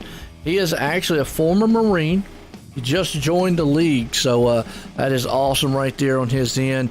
Fred Suter just joining the league here, guys, along with a multitude of the other guys here. I know of Nick King really well because on Friday nights he has the whole family pretty much come out in the chat and talking, and I know Nick was he was actually active service last couple weeks. I know he still does it, so I know he does like military. Well, I know it's all military, but he does like armory and stuff, right? Like the artillery. That's it, artillery, and all for the Army and stuff. So I know of Nick King really well. Some of the other ones I'm reading here. It's awesome to see the veterans. I mean, we've talked about it all night long. Yeah, it's just really cool, and it's really cool that we can put them on and spotlight them here and give them a nice little platform here and time to shine. And I hope their family members are watching. Give a shout out to who you're rooting for. And these guys, don't be mistaken. These guys are talking about the show. I mean, these guys are all pretty good drivers, so this should be fun. Yeah, we've got some. You talk about the age. We've talked about that in the past. The ages here at the GeForce Racing League. What it is, and the average age of 38, 40 years old. So a lot of these guys been in the military. Some of them might be retired, some aren't. I mean, you got guys like Bob DeGood, United States Air Force there. So awesome. I don't know what the 6 stands for. Roger, what's the 6 stand for? He served 6 years. Oh, 6 years. Okay, so that's what it is. So 6 years. Yep. Air Force, and I'm gonna tell you what. I've never been in it, but I think I love our Air Force here in the U.S. That's awesome for him. Frederick Suter right there. We're talking about U.S. Marine, 4 years in there. That is awesome. He's going to be the 13. Daniel Blau, which is one that we know of really well. U.S. Air Force also from 94 to 98, 4 years. That is awesome. So obviously we're retired. And then Nick King, I talked about him. He is actually still active, still in the Army. Actually, just a couple weeks ago, just got back. I know he was deployed. I think it was across seas or something. Because again, most of his family members on Friday night, I caught the Nick King and Nathan Hall fan club. They're all out there rooting for him. So he's back here racing. That is awesome. Kyle Goldner and Royal Canadian Electrical Mechanic Engineer. Now, not really 100%. Roger probably could give me on this one. Is what would that be? Royal Canadian. As far as U.S. goes, yeah, but I don't know what that is. So he's part of the Canadian military, and looks like he's an electrical and mechanical engineer with the armed forces. So, and I believe he serves out west. So that's brother of Steve Goldner, another son of Barry Goldner. So, yeah. I saw all the Goldners tonight. Yeah, I know they get that, but this one's special. He's serving his country, and we really appreciate that. Oh, absolutely, definitely. So appreciate Kyle coming on board here, and it says 10 years and counting, so it means he's still active into that. Awesome to see. We got Lance Ripka. We've talked about it, and actually, it was funny, guys. Lance Ripka, I did not know, and real quick, is he part of Gambler, by the way? Lance? No. He's part of. He's okay. Spartan. Well, the reason I say this is because I do other leagues and I do NASCAR a lot. Well, guess who showed up in a NASCAR race? Lance Ripka. And I went, that name sounds familiar. I said, yeah, he's on the dirt side of stuff a lot. So I'm very, very familiar with Lance Ripka. So he's doing asphalt too. So definitely it's awesome there. But he's part of the Army National Guard, 19 years and still going. Well, that's a long time. He's definitely loving it. Then we got Joe Halter, which is Icon Sim Sport man himself, as I always say. Looks like we're pushing it over here to our qualifying, VMR Wraps qualifying. But Joe Halter, Air Force, 22 years, 7 months, 19 days. But who was counting? 22 years. That is awesome right there to see. And the Air Force, Bradley Wright, Air Force again, 13 years, still serving to this day. Appreciate that.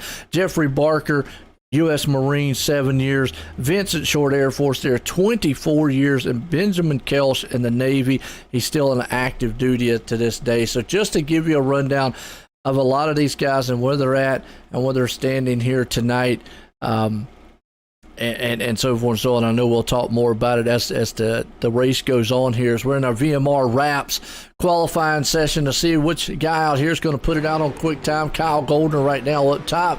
Never mind, here comes Andy Patton, which I did not see Andy Patton's name on this list. Who is it? What does Andy do?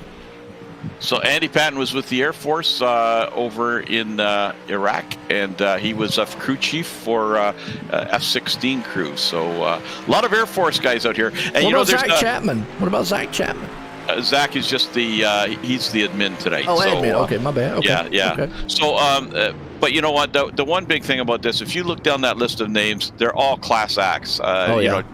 They're all great guys, class acts, and can't say enough about what they do. But hey, we got a bit of a battle going on here too, Joe, because we've got Marines, we've got Army, we got Air Force, we got National Guard. So there's a little bit of a battle going to be going on there, So it's going to be an interesting night for sure. Okay. I can imagine the trash talking. Boy, that be some trash talking there amongst them. Huh? You guys, you hear it. Like I say, I've never served, but I know the rumblings. The military is the military, but you always hear the Army guys are going at it with the Marine guys. The Marine guys are going out with the Navy guys. The Navy guys think they're better than the Air Force guys, and it's just always a back and forth thing. That's why the Army-Navy games draw like they do football down here. But the cool thing is these are our heroes in our league, and there's so many more, across this country and across Canada. And anybody that's watching right now that may not be involved in our league or not, and, you may know somebody that's has served or whatever, you can go to our website at GForceRL.com and you can donate. And all that money goes back to our soldiers, everything we raise. Roger, you can back me on this. I forget the actual charity's name that we'll be donating to.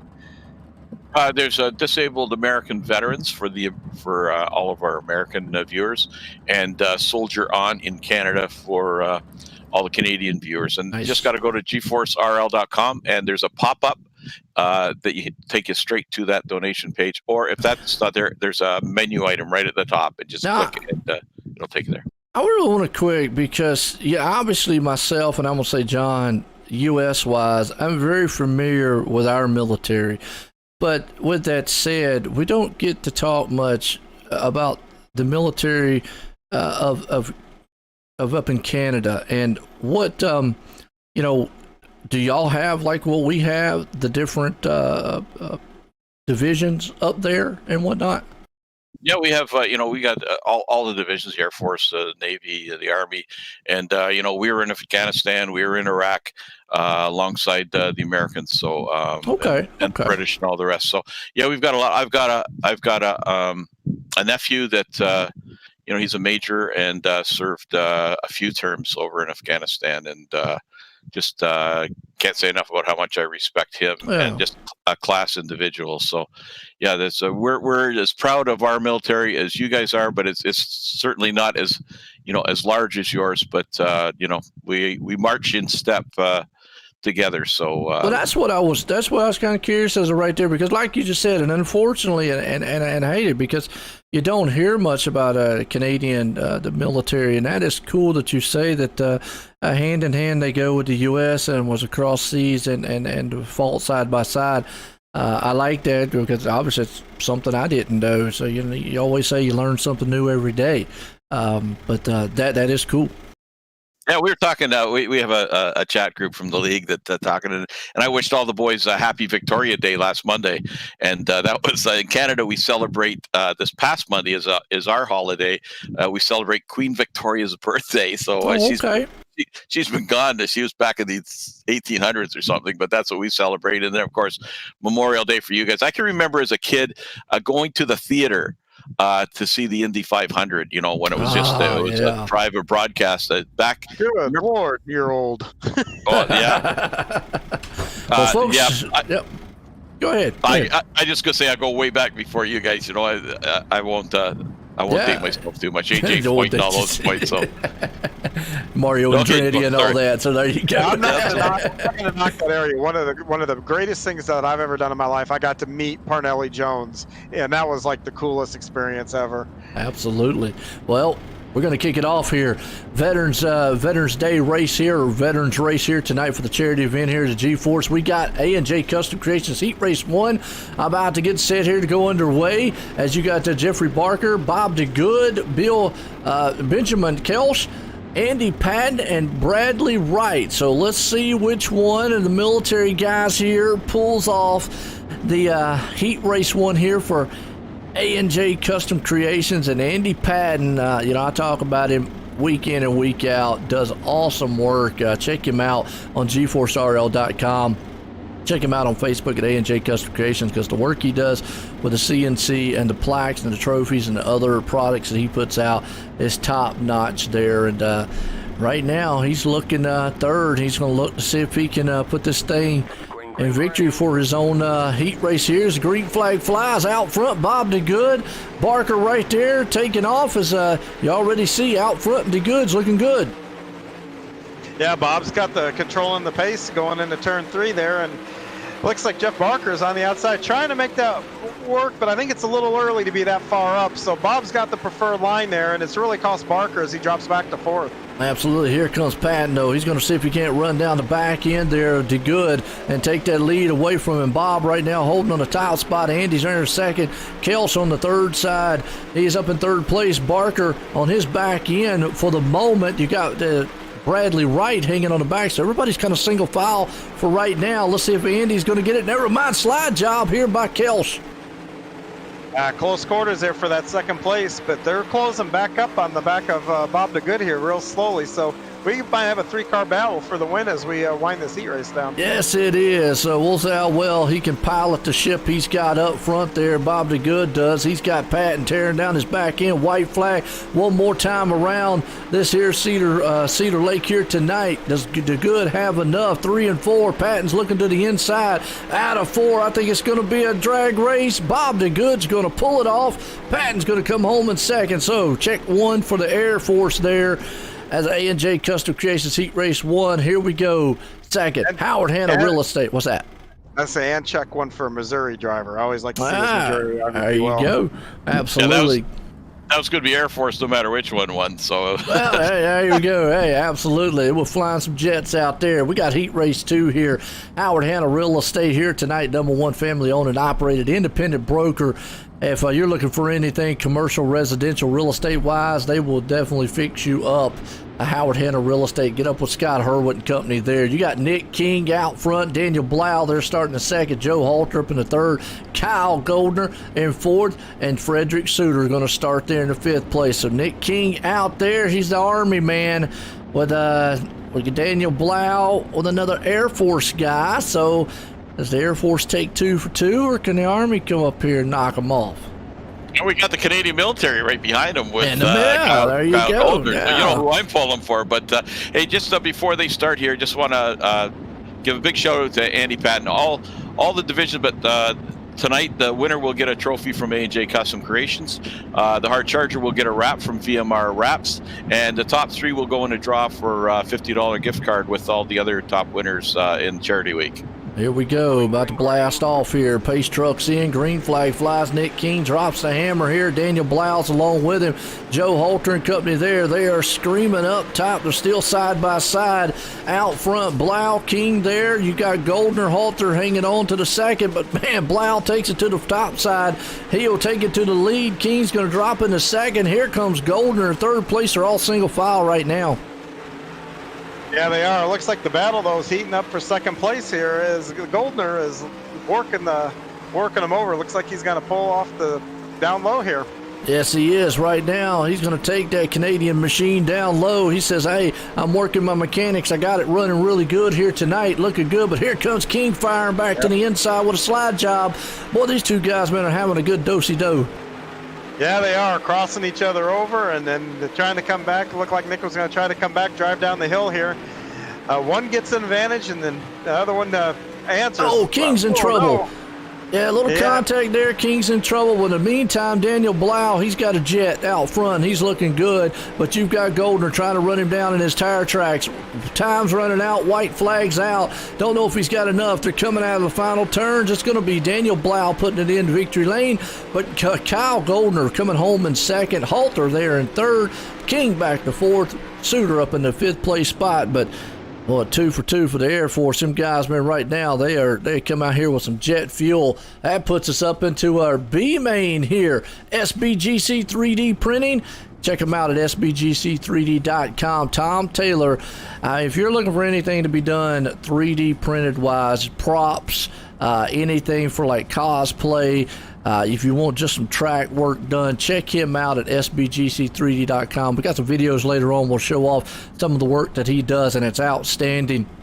And you got Nick King out here, Jeffrey Barker, Bradley Wright, and Frederick Suter all here. Now, the thing is everybody will make the feature here tonight, but as me and John's talked about all night long, and that's happened, is it's where you start at in the feature that this race really matters. Yeah, the more cars you pass here, the less cars you pass in the feature. That's what they boil down to. But we have 4 cars here, so, not going to make a big difference. But the big thing is now they're going to get some track time, which will give them an advantage for the next round. They're going to kind of know and be able to work on the lines that they want to run and get a higher comfort level. For a guy like Nick King, I don't know how often Nick runs these open wheel cars. Nick usually runs with us on Friday night in the late models. Nick is an absolute beast in the late models. Great driver in those. So here's a chance for him to get a few more laps and get a little higher comfort level. So this, that's a lot to be gained here still for some of these drivers.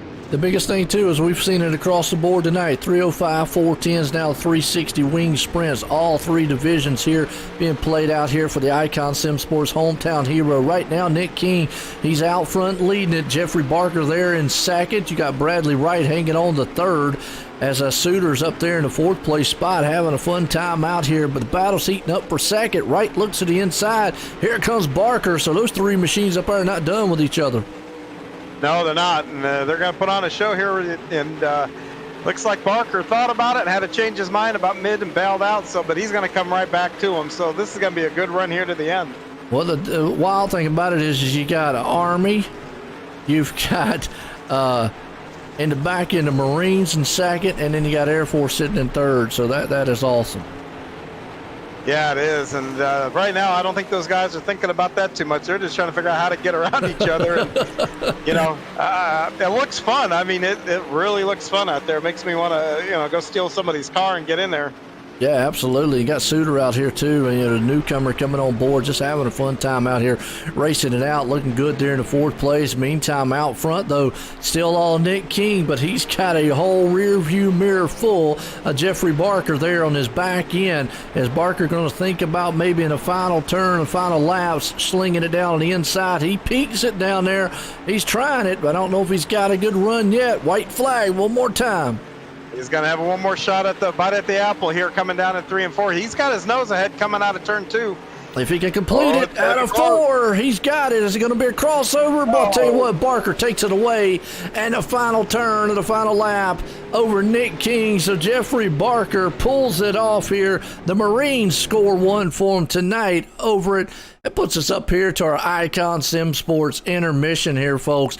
And Icon Sim Sports, I've said it before, appreciate them coming on board for the Hometown's Heroes title sponsor. But if you're looking for a rig that is fixed, one of a kind to you, check them out at iconsimsports.com. We're live here, the GeForce Racing League.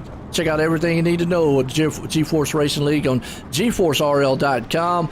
All the information for the veterans here this week.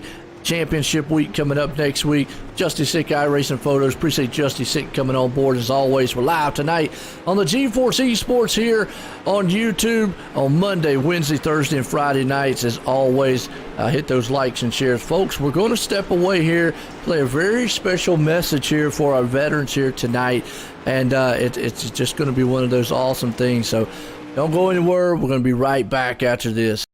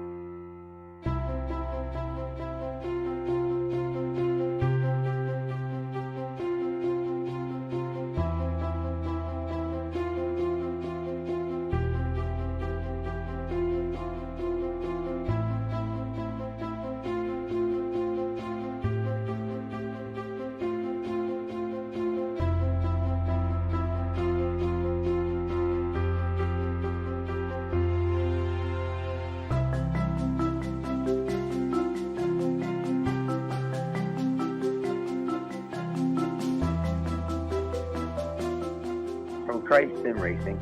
From the one and only Gambler Motorsports Racing Team. From Phantom Motorsports. From GeForce Racing Leagues. Thank you for your service. Thank you for your service.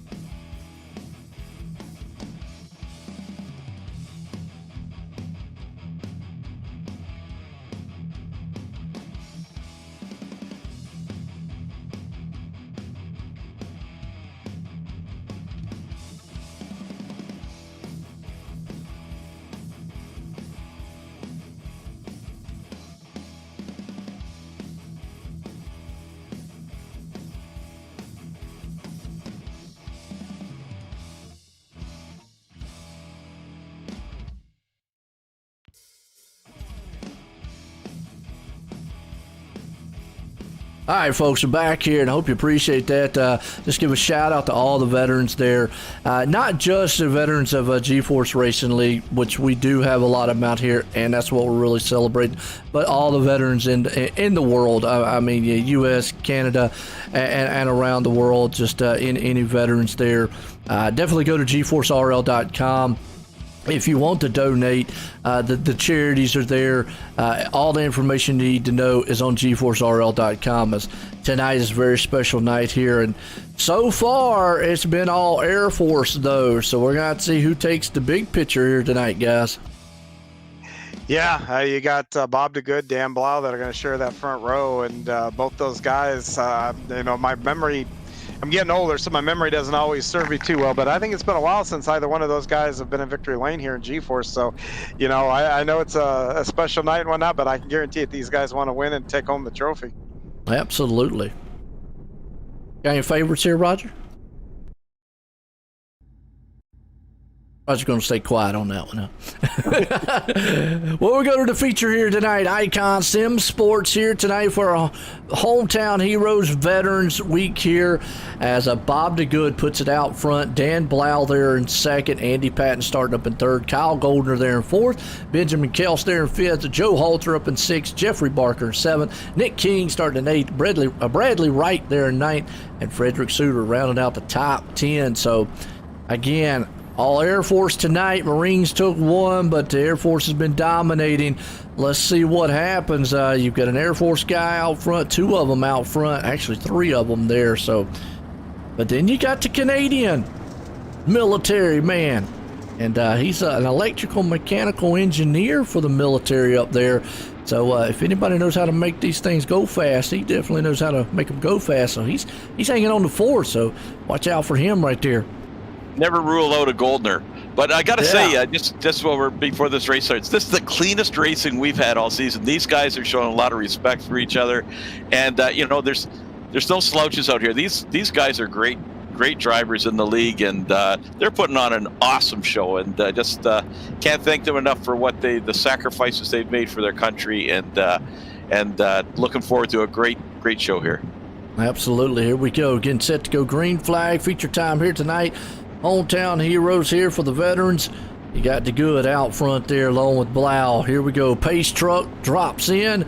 Green flag's about to fly. We're racing here. Cedar Lake. DeGood gets a good jump out front here. Here comes Patton along with him, though.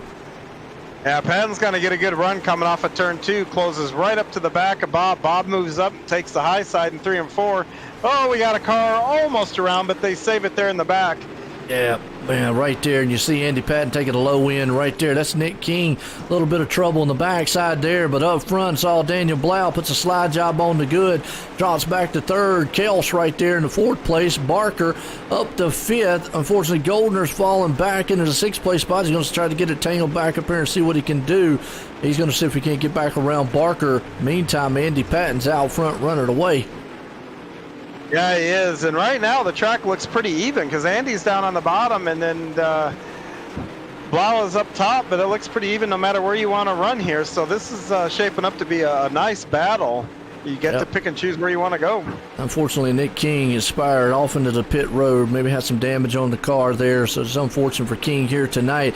Meantime, Goldner's hanging on the fifth, trying to work over DeGood to take that fourth place spot. Andy Patton out front. Blau trying to run him down. The battle's on here for around about third, actually about fourth and fifth, as Goldner takes that inside lane, but he's going to work over Kels for third. Yeah, close battle back there for third. With they're kind of strung out now a little bit as they go down the straightaway. I guess someone probably broke a little momentum coming out of the corner. Right now, Goldner looking good. He has taken that low line here tonight, John. We've not seen many people be able to utilize it, but right now he's been able to work that low inside here with this 360. I know with the 410s it was high side. With the 305s it kind of was, kind of multiple groove, but with this 360 he's been able to run that low line, and he's actually gaining on the leaders. Yeah, he is, and he's down there with Kyle Moonen and of course Steve Goldner, and I can tell you they're in his ear, and there's nobody better in the league to have in your ear than those guys. Oh, yellow flag out. Not sure what happened. It's going to be Nick King coming back on the track there. Oh, okay. What happens there, just to kind of give you, everyone probably said, well, he wasn't on the racing line. If right up in that make ready chute there where the cars are coming out, there is a yellow cone that's a little bit back from the wall. If you cross that cone, iRacing thinks you're on the track. So if you come to a stop on this side of the cone, it throws the caution. And I've heard that before. Yeah, Lernerville does the same thing. It's just kind of one of those things, and it's easy to go by it and forget, I should stay back there, because you're watching your relative to see where the field's at so you can get out right as they pass. So that's it's just part of one of those little quirks of iRacing.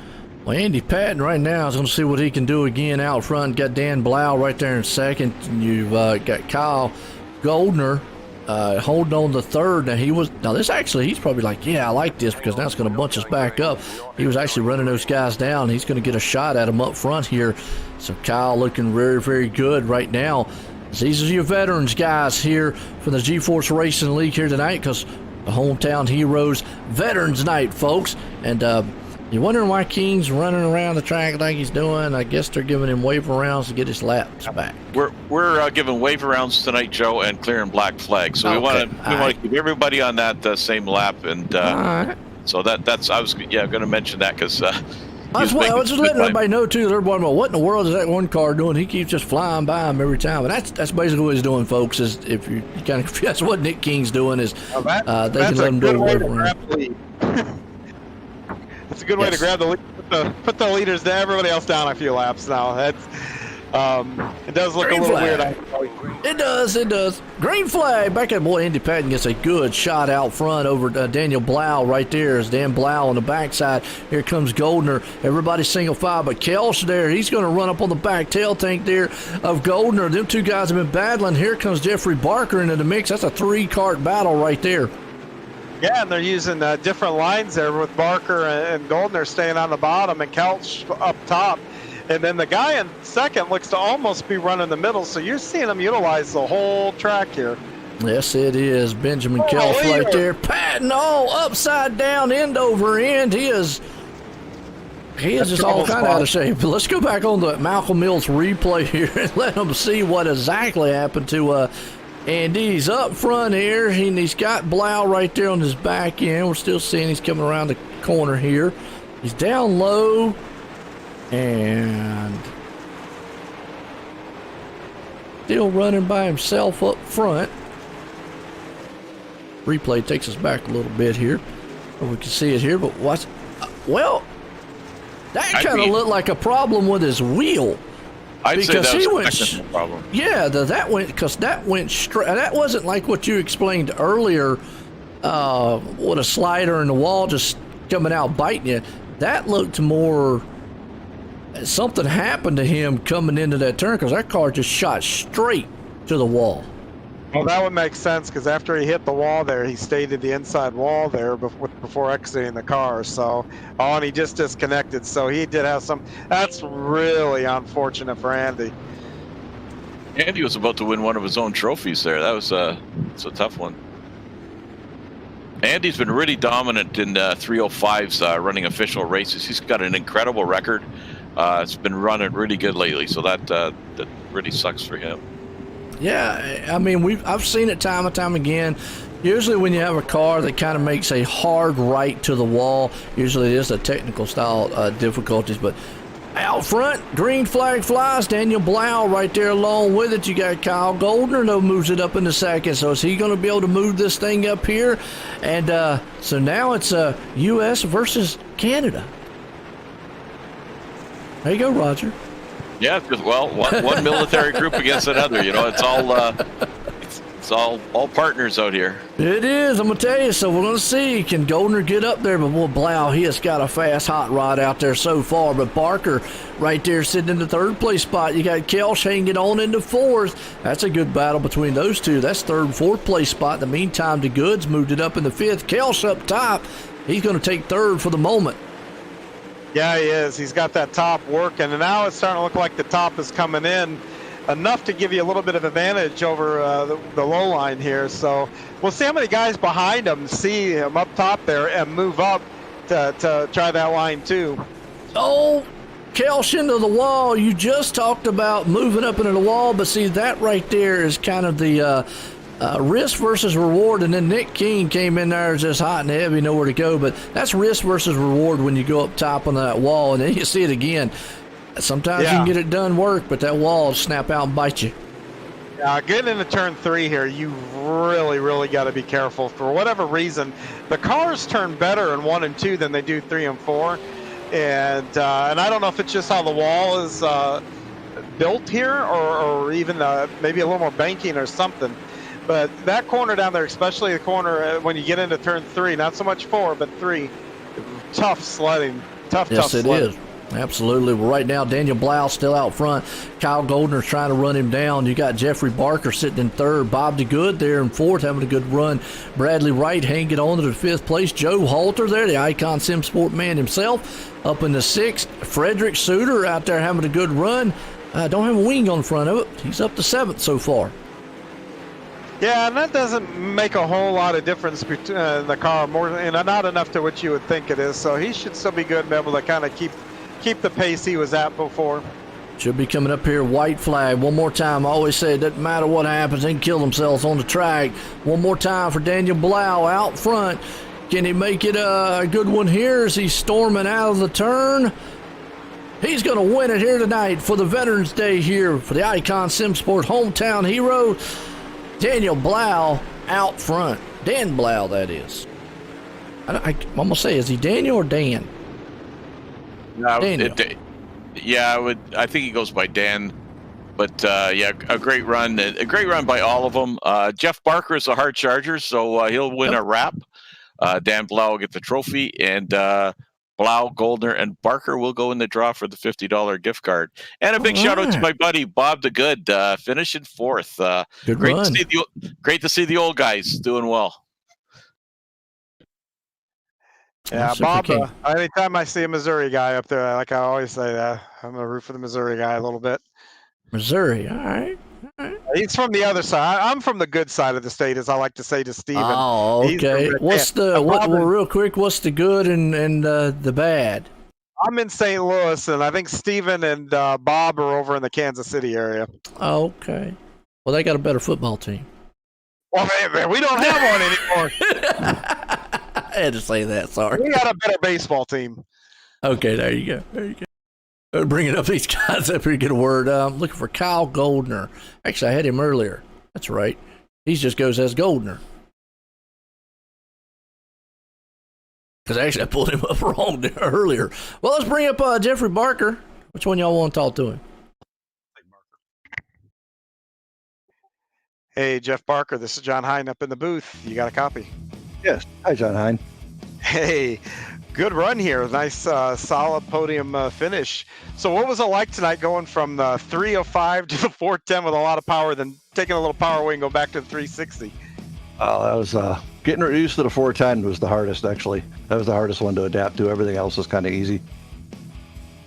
Did you have any strategy here coming in? I mean, was there any trash talking between some of the service members, with the Army, the Navy, Nah, we don't do that in front of civilians. That only happens behind the scenes. Gotcha. Well, that and when it's RV Navy football games and stuff like that, I see a little bit of that. But hey, man, that was a great run here tonight, and you guys put on a heck of a show there. Is there anything that you think you could have done to maybe get up there and challenge Daniel? Oh, Daniel's pretty tough. I would have had to practice more on the top of the track. I was down too low. I needed to be faster on top. Gotcha. Well, first of all, Jeff, I want to sincerely thank you for your service on this week and everything else. If it wasn't for people like you, we wouldn't be able to do this. I wouldn't be able to go to my local racetrack, everything else. So I want to personally say thank you and say thank you on behalf of the league and everything else. Anybody you want to give a shout out to tonight here for your third place finish? Oh, definitely got to put a shout out to Epsilon Sprint Reps for making me look fast, because I got to look fast before I can be fast. Shout out to Andy Patton with A&J Custom Creations. It's a shame that he had a mechanical failure during the race. It looked like he had that one wrapped up. Kind of rooting for him, but yeah, he does a ton for us. So, kudos to him and stuff. So, thanks. Thank you. That is our third place finisher, Jeff Barker. Absolutely, like you just said right there, Jeff Barker. Coming on board here, third place here tonight. Good run. Well, Kyle Goldner here tonight having a good run out here for the Canadian guys. Hey, Kyle, you got your ears on? Yes, I do. Hey, bud, solid run here, second place. How did it feel out there tonight? It felt really good. The bottom was working really well for me in the beginning there, and then it started to go away, and I did some searching, but I just didn't have enough speed to catch him up there. How did you discover that bottom? Because I think you're the first guy that I've seen make that work all night, and you made it work really, really well. Did you just kind of go down there once to see it, or could you see the tack down there and say, "Yeah, I'm going to grab that"? Yeah, I could see the tackiness down during our warm-up session there. I did, I think I did 1 lap down there, and I ran the quickest time during the practice, the warm-up session there.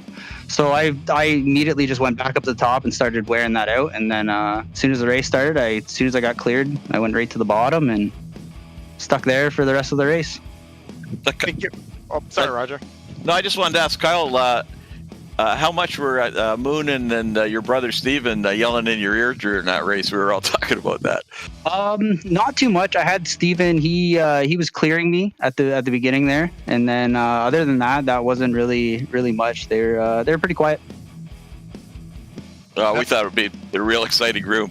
They were quiet because you were driving the wheels off that thing. Yes, so, I believe so. Yeah. I would think you did a heck of a job there, man. Thank you. Once you got up in a second, did you think that you could? Did you have anything? Do you think for Daniel, who was kind of running away there, or did you kind of have a grab at that point? I did a lot of searching. I went to the top. I went to the bottom. I just couldn't get enough speed to catch up to Daniel. He was running good laps up there.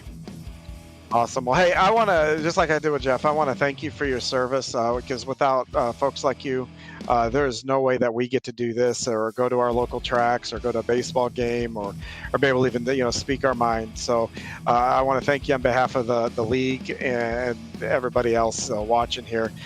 Thank you for your service. And would you like to give a shout out to anybody out there that got you to this podium position here? For sure. I'd like to shout out my brother, actually. He spent probably, I think we did an hour practice session earlier on today, and that really ironed out a lot of mistakes I was making. I'd like to thank you guys in general, just for putting on such a good show and this for us. I think it's a really good thing, and I'm looking forward to doing more races with you guys. Great. Well, we can't wait to see you out there. I've noticed you're picking up a lot of pace, so we'll look forward to throwing some mud with you there, Kyle. That is Kyle Goldner, our second place finisher here tonight. Absolutely, and Kyle doing an outstanding job, like you said, coming home in third. Daniel Blau putting it out front and winning it here tonight. Daniel, Joy and Boots, got a copy? Yes, sir. How you doing? Doing good, and I tell you what, you had a rocket ship out there tonight. How was that track, and how was the car feeling? Car was awesome. I feel bad for Andy. I know he definitely had me covered there on when the track was a little bit fresher and hammered down, but I really would have liked to have battled it out with him once the track wore off a little bit and got slicker. So I feel super bad for Andy. That's just bad luck for him. But the car was a rocket. Like I said, once the track got slick is when I felt a little more comfortable and started running a little bit more consistent laps. So yeah, it would have been great to battle it out with him at the end.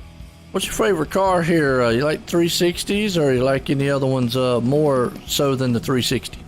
I honestly enjoy the big blocks a little bit more, and I'm really starting to do a lot more asphalt racing on the asphalt side. I'm really enjoying the trucks and super late models, especially. I'm racing in a couple other leagues doing that. So, but I do enjoy the big blocks the most, and probably 360s right there in the dirt.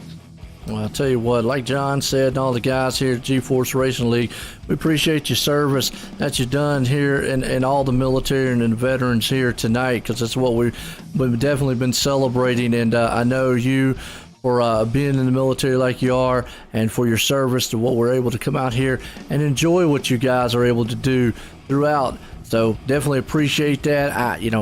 I definitely respect it very, very highly and enjoy it. But you got anybody you want to thank for this awesome win? Yeah, absolutely. First and foremost, my wife for allowing me to do this as often as I do. The boys at Spartan Racing. I mean, I know I say it every time I get on a broadcast, but they really have made me such a better driver. I'm faster. I'm more consistent across all disciplines. Road course racing. I've really started branching out since joining up with the guys. Lance at VMR Wraps just knocked it out of the park with my wrap. It's themed off of my the last F-16 jet that I crew chiefed before I got out of the Air Force. The tail number is on the wing there. That's what the MO 93551 is. That was the tail number of the last jet that I worked on before I got out, and he just far exceeded my expectations. I sent him some pictures of my jet and me, and we collaborated, and he just absolutely killed it. I also want to thank the league for putting on this race and for putting all the funds towards such an amazing charity. Not only am I a vet, I'm also a disabled vet. I've got a 30% service-connected disability, so I'm also a disabled vet, and so near and dear to my heart. And it's just a great, worthy cause, and really appreciate the league for putting it on and donating.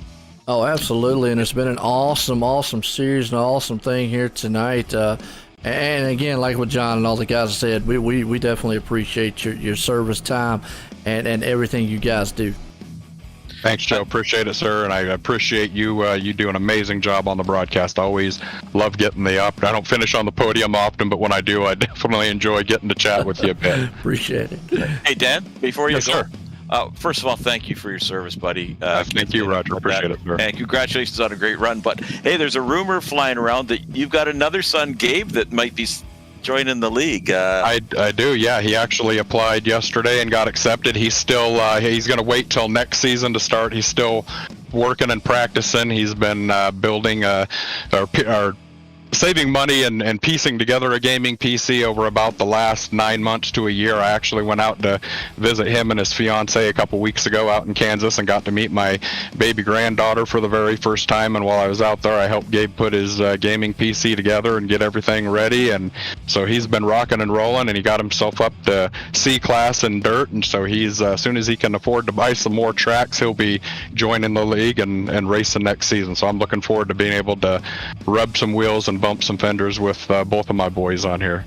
Well, that's so cool, especially when you're across the country and you can spend that time online with the boys. That's just an awesome thing. And we got a father-son thing coming up next season, so you better get them all tuned up for that. Oh, you can count on it. We'll be there and we'll be ready. We're looking forward to it. You guys put together some amazing events, and we really appreciate it. And like I said, this whole charity week is just an awesome week. I love the charity, and I appreciate the league for putting it on. So one last comment. I just got a message from Zach as we're talking, and he just made the comment, cleanest race of the year. And I got to say, you guys ran just a phenomenal. It's the model that everybody else should be following. So yeah, it was great racing. There was a couple close calls there at the start of the race, but yeah, everybody raced each other super clean and respectful, and that's what just makes it so fun. I mean, I tell the team all the time when we're chatting, I really could care less if I make every feature or how many races I win, just as long as we're getting good, clean racing. That's for me. That's what's fun. If I finish 10th every night, but I walk away and not mad because somebody wrecked me or I got into somebody else, that's all that matters. So tonight was a lot of fun and great, clean, respectful race, and it was a lot of fun. As always, right there, well, thank you, man. And tonight, the winner, Daniel Blau, putting it in victory lane here for the Icon Sim Sports Hometown Heroes Veterans Day here, or not Veterans Day, but Veterans event that we put on tonight. Awesome one there, guys. I mean, I can't say enough. We started out with the 305s. We had the 410s, and then we ended it here with the 360s with the veterans. I mean, it was an awesome night tonight, and I think the charity, we still got some more to come tomorrow night. Well, Joe, and if I can jump in here too, I'm really proud to say, we're up to $1,300 already, and the generosity of our drivers and the community of our league, I can't say enough about it. And that's not the end number. I mean, there's more coming. So, and we got that big event tomorrow night, and you're going to be the calling that race as well, and we're excited about that, buddy. 100 lapper. Yeah, it's going to be awesome. I mean, like I said, I'm going to get some more information about it, but like you just said, that is going to be awesome. Kind of surprised to be able to do it. It's, I appreciate it. And again, I always talked about, I love what we've done here at the Hometown Heroes, even in the past with the first responders, here with the veterans. It's always great because, truly respect a lot of those guys and a lot of the drivers. But it was exciting here tonight, guys. It was going to be exciting tomorrow, and next week we got championship week coming. So folks, go to GForceRL.com, check out all the information that you need to know. For myself and everybody here at GeForce Racing League, everyone have a good night.